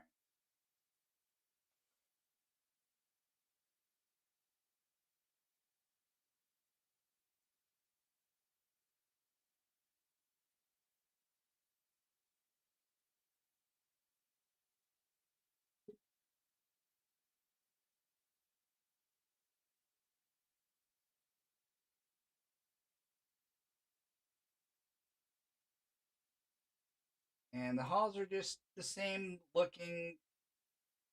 I would say they're almost like lava tubes because this isn't. These are natural formations, so it's not like all these tunnels have been mined out.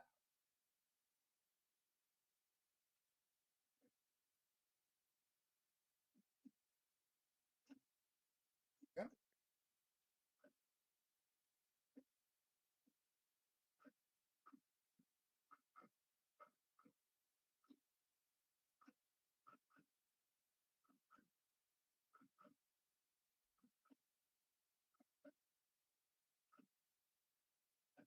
Ooh. All right. Oh, hello, mama. Yeah. I do not like Look this. at that. Would you just look at that?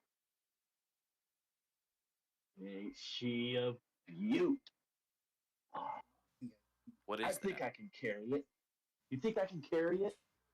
What do you Okay, think? this antechamber is a resting place for a large glowing chunk of rock, which appears to be mica. The stone radiates magic strongly. Even if you don't know what magic feels like, you know what magic feels like standing next to this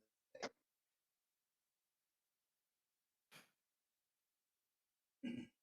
What do you think it does? Mouse is wearing an expression that suggests extreme suspicion. I reach out with my hatchet, with the butt end of it, holding it by the hatchet head, and I touch the stone. Nothing happens. Try your hand. I reach out with my hand, and I touch it. It's warm. The stone rests permanently in its place and it's not removable. You can see that. But you notice that there appears to be chips taken out of it, like somebody struck it and had been like chipping off pieces of it. Mouse, you want to roll your wisdom for me? Sure.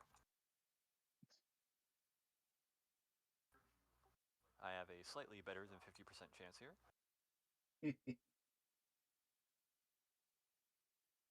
Crap. Well, isn't wisdom checks a... Oh, you got 20, never mind. Alright, so yeah, you... let me roll the mystical one, see if she remembers, because she would have been studying. Did we get any experience from the orc? So the orc itself, no, because it's just a little encounter, and there's only one of them. I think they have like 5 XP for one orc. So, the mystical one's eyes are completely just opened, and there you go. She's just completely enamored by this. She's like, "Oh my gosh, this is what I think it is."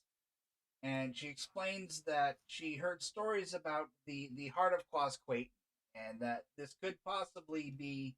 It's speculated this is the source of Zelagar's power. And there is a little myth that she heard is that if you were to put chip off a piece of rock and put it in your mouth, it's supposed to grant you a wish. Look, So it is edible.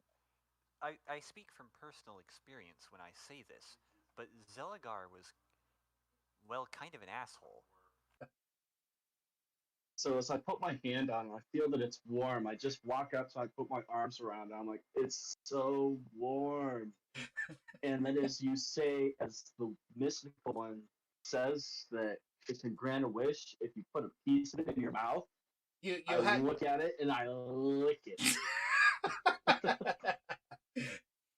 Look, I sincerely caution you against this course of action.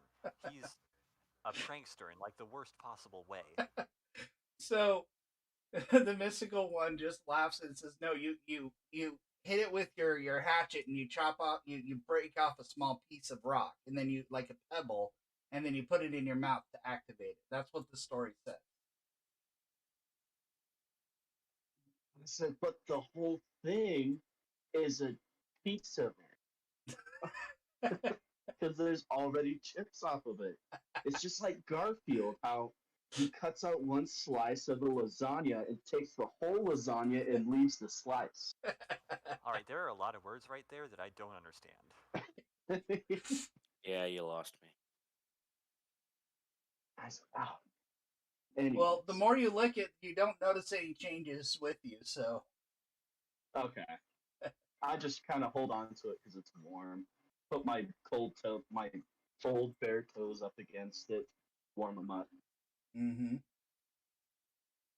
Do we have anything that we'd be able to take a piece off with? Any dagger, hatchet, rock. It's mica. It's really it's flaky. Mouse, we could really make a business out of this. We could totally sell shards of this everywhere. Okay, listen. And then, not anywhere nearby, because once, the consequences catch up, we want to be able to skip town. But we could totally just sell these for exuberant amounts and then skip town. I've got to break a couple of things to you. First of all, there's no way to skip town.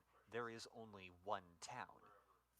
The second problem is that, well, I'm not totally sure that this is legit. And the third problem is that I already have a business.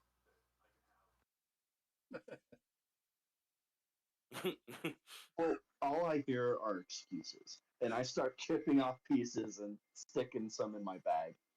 Are you gonna try one? No. Okay. You know what? Pass me a piece. Here you go. I'll take the leap. All right, roll a d20 for me.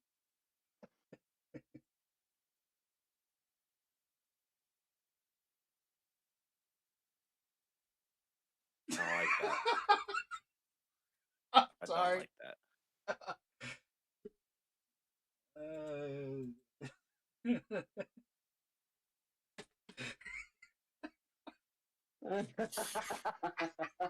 Ooh. Well, at least that's one of my higher stats. So, you put a piece in your mouth and your mustache falls off or something. I don't know. No, he needs the mustache. Yeah. What could lower his charisma? Your nose gets bigger. How's that? You get like a bigger hooker nose. I don't notice any difference. It's like Pinocchio. You're gonna have to stop speaking in riddles, Helen. I can't understand anything you're talking about. You just wouldn't get it. It's something from my day. It's funny, trust me. Mouse is standing there with her arms crossed, looking around. And then she says, "You know, I realize that a loss for all of us, a loss for some of us is technically a loss for all of us, but I feel like I won somehow." I know exactly how you feel, and I go for another high five. Yeah, I'm not high-fiving that one. Whatever. This thing's broken.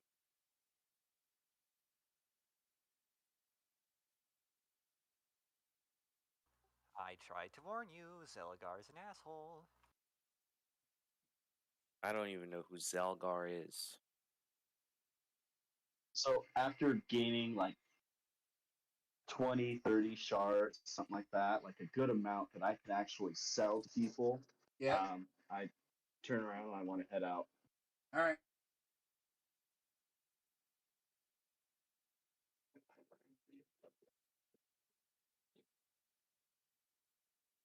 Dead end this way.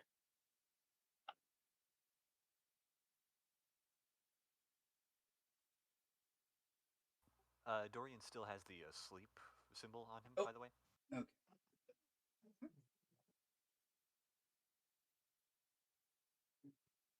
Okay.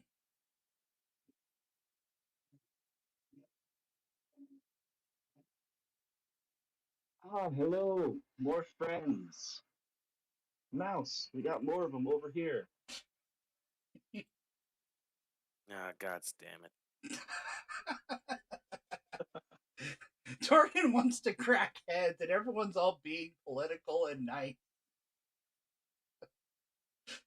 I don't suppose she recognizes these ones either? No. I mean, every time he tries to crack heads, he ends up paralyzed or making a fool out of himself. Mm-hmm. So these goblins are just kind of looking around the walls like they're searching for like panel doors or something like that. They look about they look like they're exploring basically and trying to map out the area. Hey there, guys. Need a hand? Okay.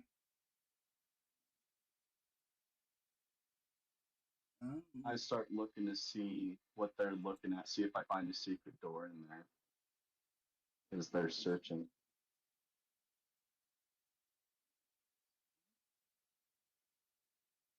There.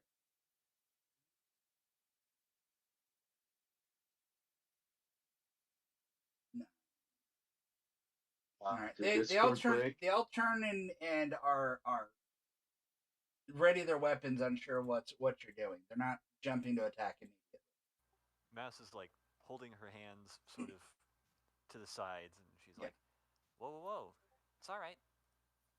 We're not here to fight you off or anything like that. We're here to help." Okay. And it looks like they don't believe you, so they immediately just start attacking. So I'm sorry. Here we go. Oh man, I didn't even get to make a roll. Rats and mice. This is what you get for trusting goblins. In combat. There Oh, you go.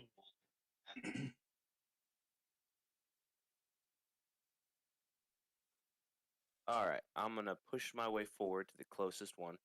Okay. And smack. Hit nothing.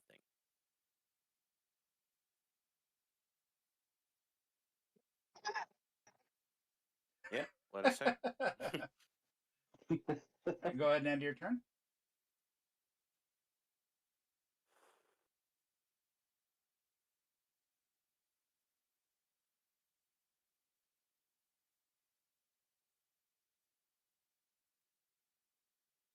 Listen, in a fight, you don't hit every swing you make, alright?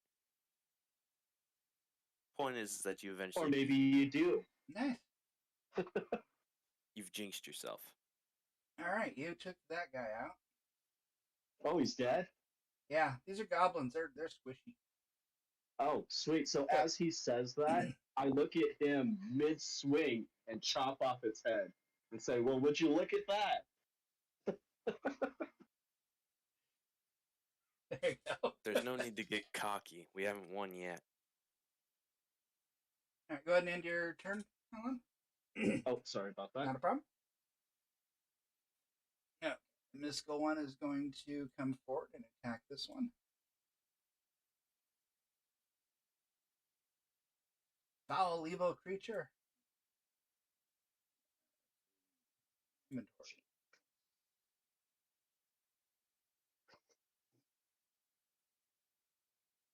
And she killed it.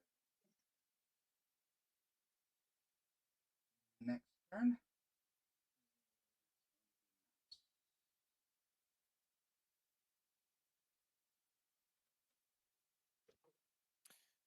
Just about that time. Mouse. Oh, apologies. No problem.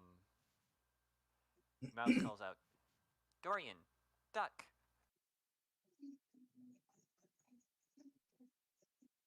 Okay. Dorian ducks.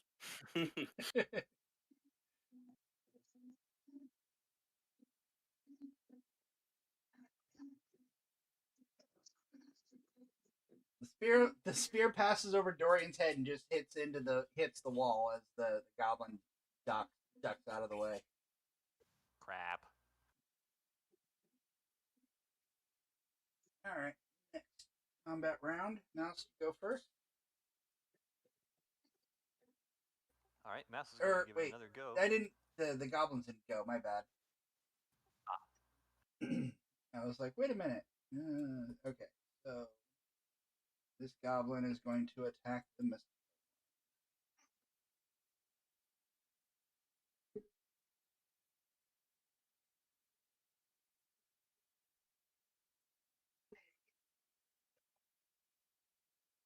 Sir for 3.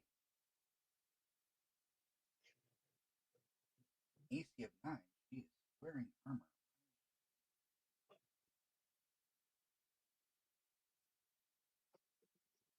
Oh, whatever.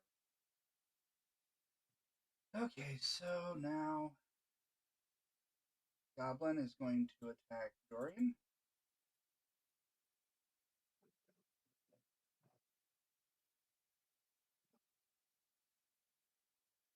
And he hits you for 2 points of damage. Hits me for 2 points? Yep. I think I already applied it. Okay. And the last goblin is going to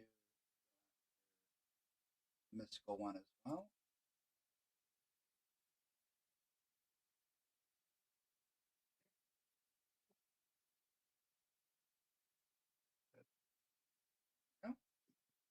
And he misses.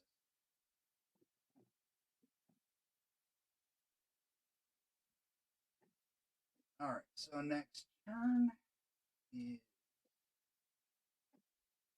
going to be Mouse. There you go. All right, well, we're going to pull out our crossbow here and have another go at it.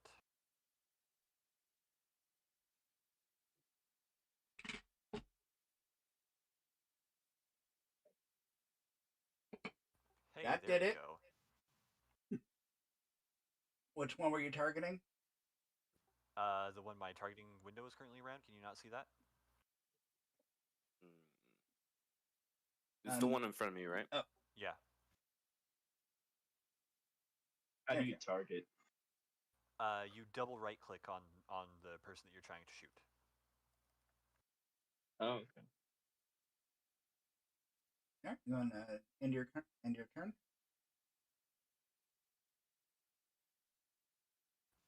As soon as it lets me. Okay.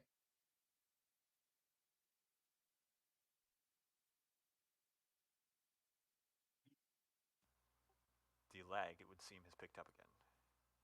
Okay, there we go. Dorian moves over, stepping over the corpse of the dead goblin, going towards the one that is still alive, and then he's gonna take a swing at it. Nice.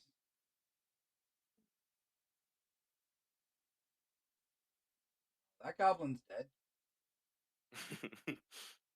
Yeah. And looks like it's Helen's turn.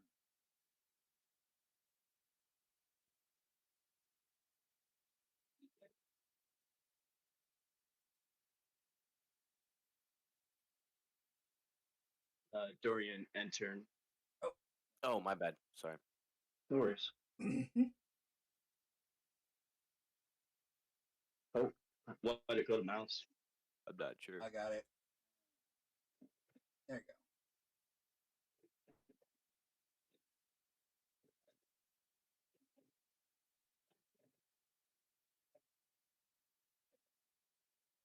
go.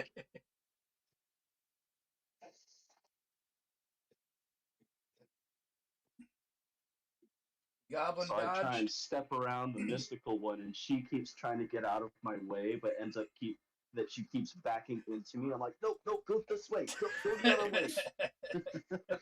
I'm like trying to reach around her shoulder and swing my axe at it.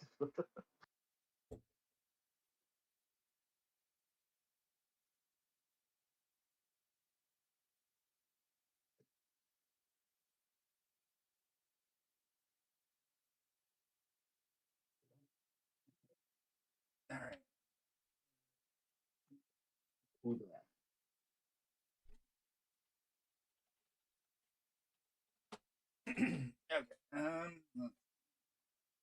So mystical one is going to.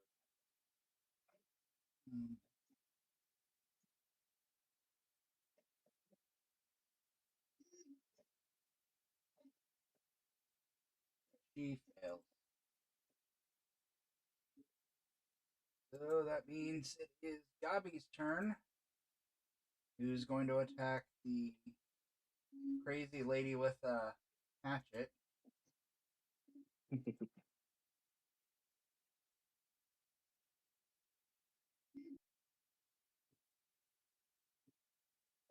he whaps you for 5. Back down to 0. Oof. All right.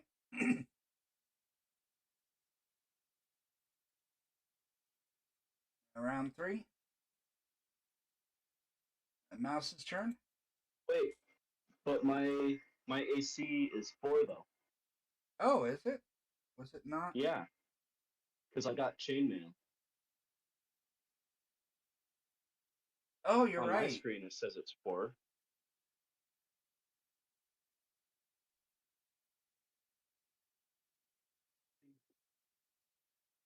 Weird. Let me try that again.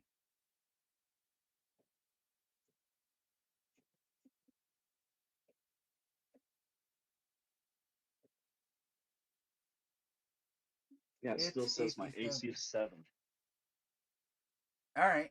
So yeah, it misses. Then I'll need to figure out why it's doing that, because it's showing your AC is correct.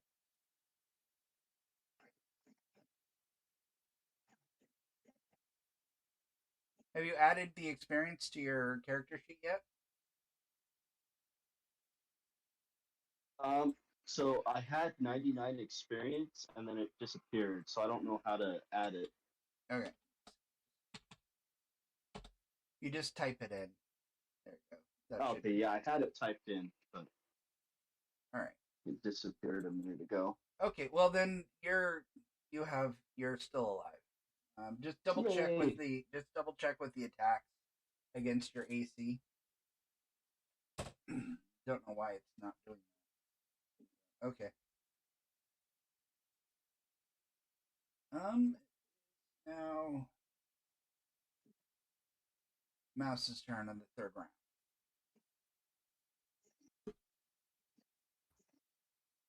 Excellent. So I've got my target here. I will attempt to shoot it.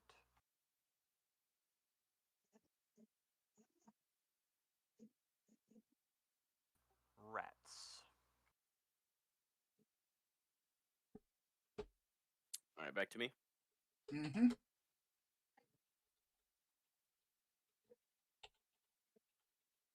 There you go. Get it done. Dorian steps forward, bashes him in the face with his shield.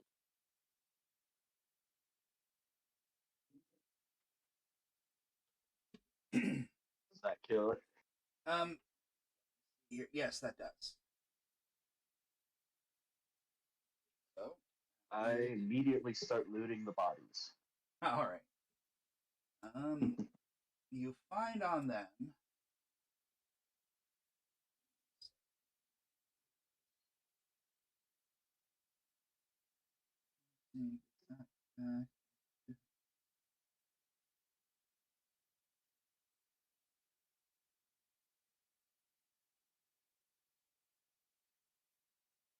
One of them's wearing a silver bracelet, or one of them has a silver bracelet on them.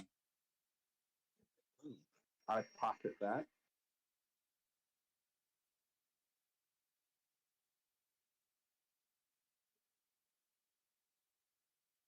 It's about 11:30. Did you want to start heading back and wrapping up, or did you want to keep going some more?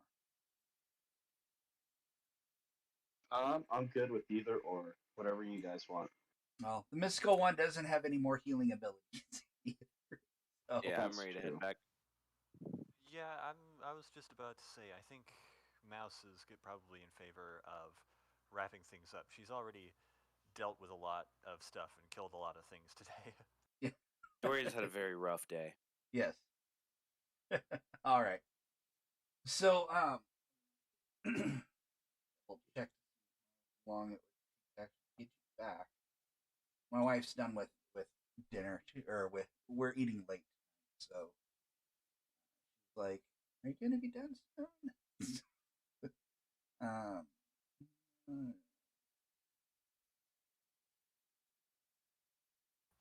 Want to end combat?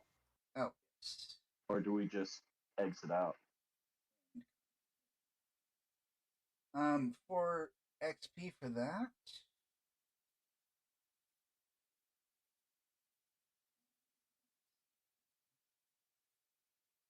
Four of them. 25 each. Much? 5 XP each.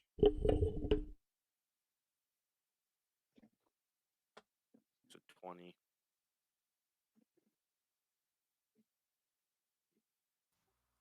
How much to level 2? Hang on, I heard 5 XP each. Yes. For each person or each goblin? Each person. Each goblin is worth 5 XP. Each person, there's 4 people, so, 520 divided by 4. And then add your percentage. Yeah, so for me it's still 5. Yep. For me as well. A plus 10% does not change 5 to anything else. Yeah. So, did you want me How to much fast? experience do we need to level 2? For fighters? I think it's 2,000. Yeah. Oh, okay. Yep, 2,000. So, if you want, I can fast forward us getting back to the guild hall, and we can wrap up the loot that you have. And because they have what's that? I said, yeah, yes, please. All right. So you guys make your way back without any issues.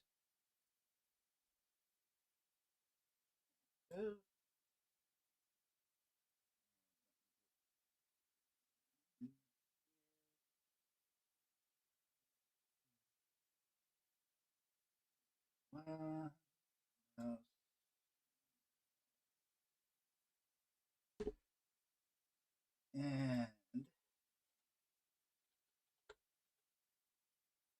one more person needs to make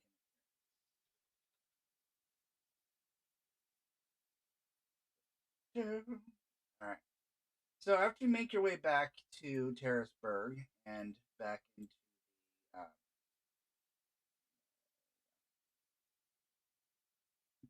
I need to add another chair for people.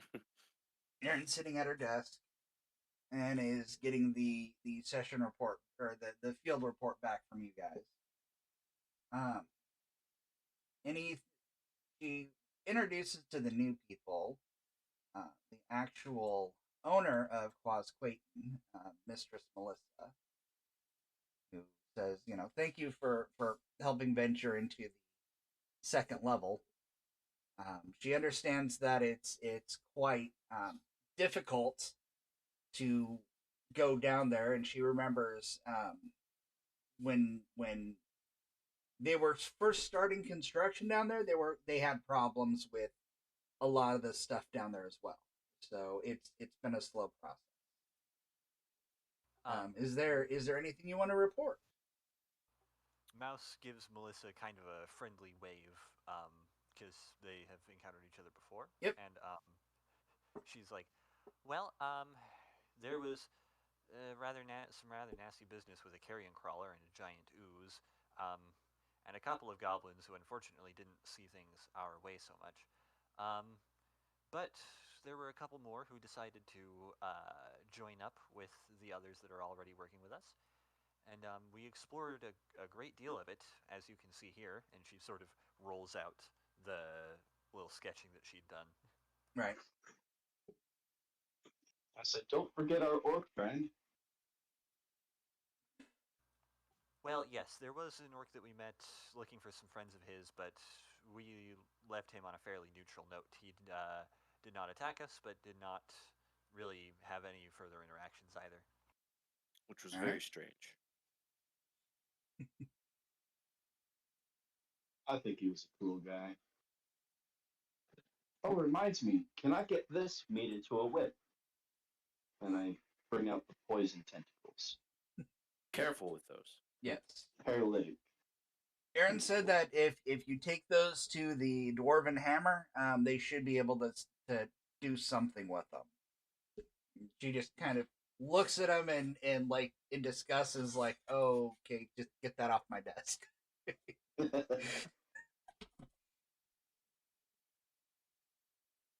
Dorian eyes them warily as they go back into her bag.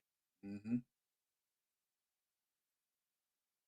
Aaron kind of looks at Dorian a little bit and is like, "Are you okay? You look a little different."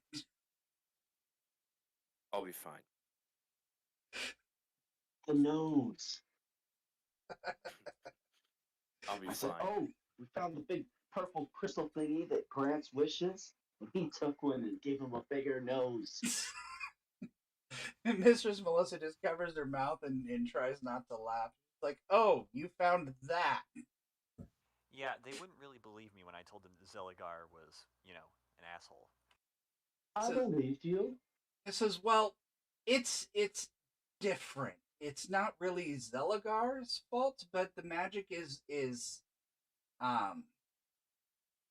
in flux, and so what happens is completely random with whoever eats the stone or puts the stone in their mouth, because whenever in shorter you terms, bastardry. So some people who've taken a stone either had their strength increase, they've gotten faster, they've made their weapons stronger, they've also have some people turned into an idiot for 1 to 4 hours or get teleported to somewhere in the labyrinth downstairs. So it's kind of hit and miss. About 50% good, 50% bad, but it's something that everybody can do except one time. So you get one chance to do it. Any other stones that you try to use will not work. So. Oh. Huh. I might have to make another trip down there then. But either way, I mean, what about the treasure pile in the room? Mm-hmm. What treasure pile? Oh, the what all did you get? You got you got a peridot, and a silver chain or silver bracelet. And the chainmail is Rogon's chainmail. It's enchanted.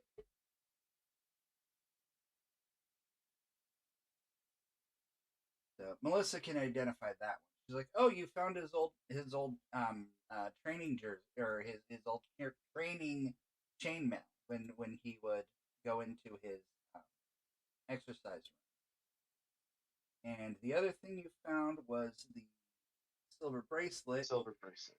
That's worth about 80 silver pieces. And the peridot is worth 500 gold. What about the sword? Which sword? The sword I picked up from the barbarian skeleton. Oh, the barbarian sword. That's more of a lore item. You can keep it if you want it as a barbarian sword. Otherwise, it would just sell as a normal sword. There's nothing enchanted about it. It's more of a sentimental item. So, and I mean, if you keep it or know where it is, and you run into other barbarians, you can use it for leverage or whatever. I think I'll hold on to it. All right. Anything else? Before I go, if you guys wanted she also lets you know that if you thought about trying to take any of the stones, they wear off 30 seconds after leaving the effect of the aura from the heart. Gosh dang it! And she sees me dig into my bag and start pulling them out all over her desk. So, if you guys want to try your luck, before I leave, I can say you guys are go back down and take one. But again, it's up to you. It can be good, it can be bad. I was going to give this option to any of the guild members after they, you win a chance to go go have a stone to see what you get. So. Mouse would like to. Yeah, I don't know how it's going to turn out, but I kind of want to see.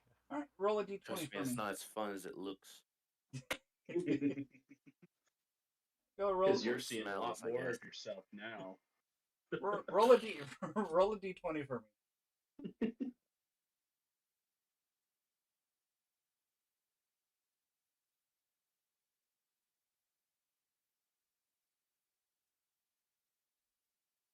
Oh, you're gonna like this.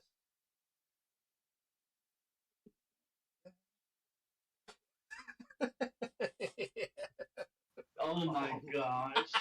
Oh my gosh. Yes, baby. She gets perfect anime eyes. Did you want to? I'm gonna have the mystical one roll once because she did a good job. I'm gonna reward her. 15. Ooh. She gets a permanent +1 to any single weapon carried by the character. More than one is now carried. Roll. Might as well take a gander. Yeah. All right. It's a mace +1. Oh no. Nothing. It has no effect. Serious? Yes. It's like, gosh dang it, and I take another one.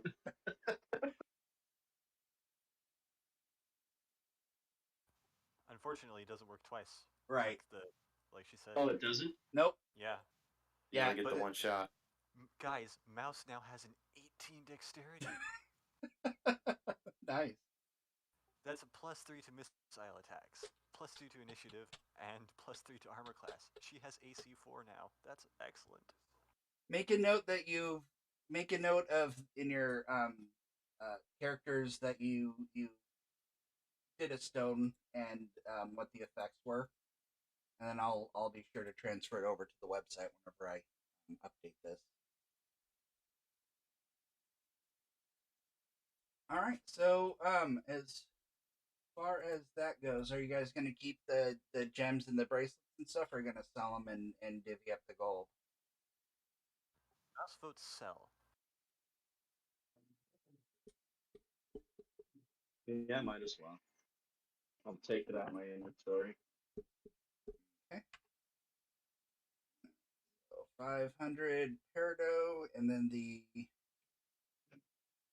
How much did I say the silver was? Which what? Ooh, excuse me. Just give me a second. I'm looking to see what it was.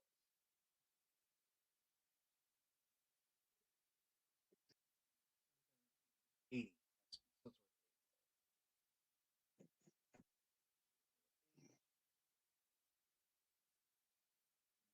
four. So divvying up the treasures, it's 127 gold for everyone. Okay. 107, you said? 27. Mm-hmm. 127. Gotcha. Oh, yeah, that's fine. 127.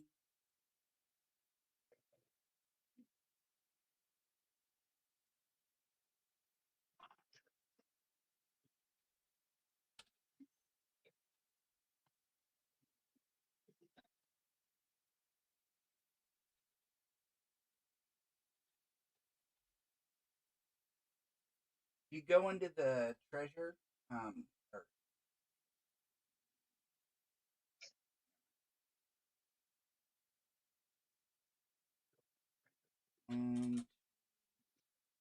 By the way, Aaron, how's Slinky?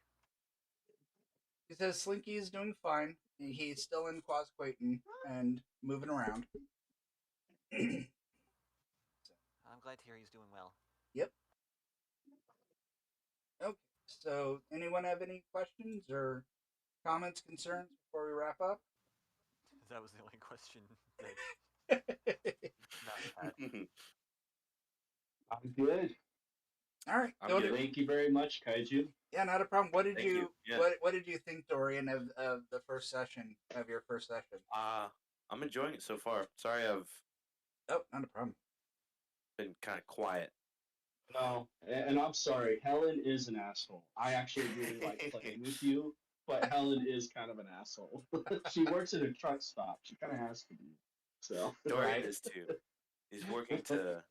I have no problem with PC or player characters ragging on each other or being it's life, whatever, it's fine.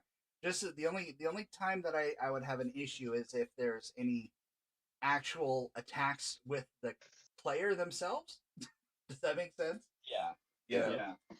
If I start insulting you for how you're playing or how you're talking, that's a serious issue. Oh yeah. Yeah. All I right. don't think that would be a problem though.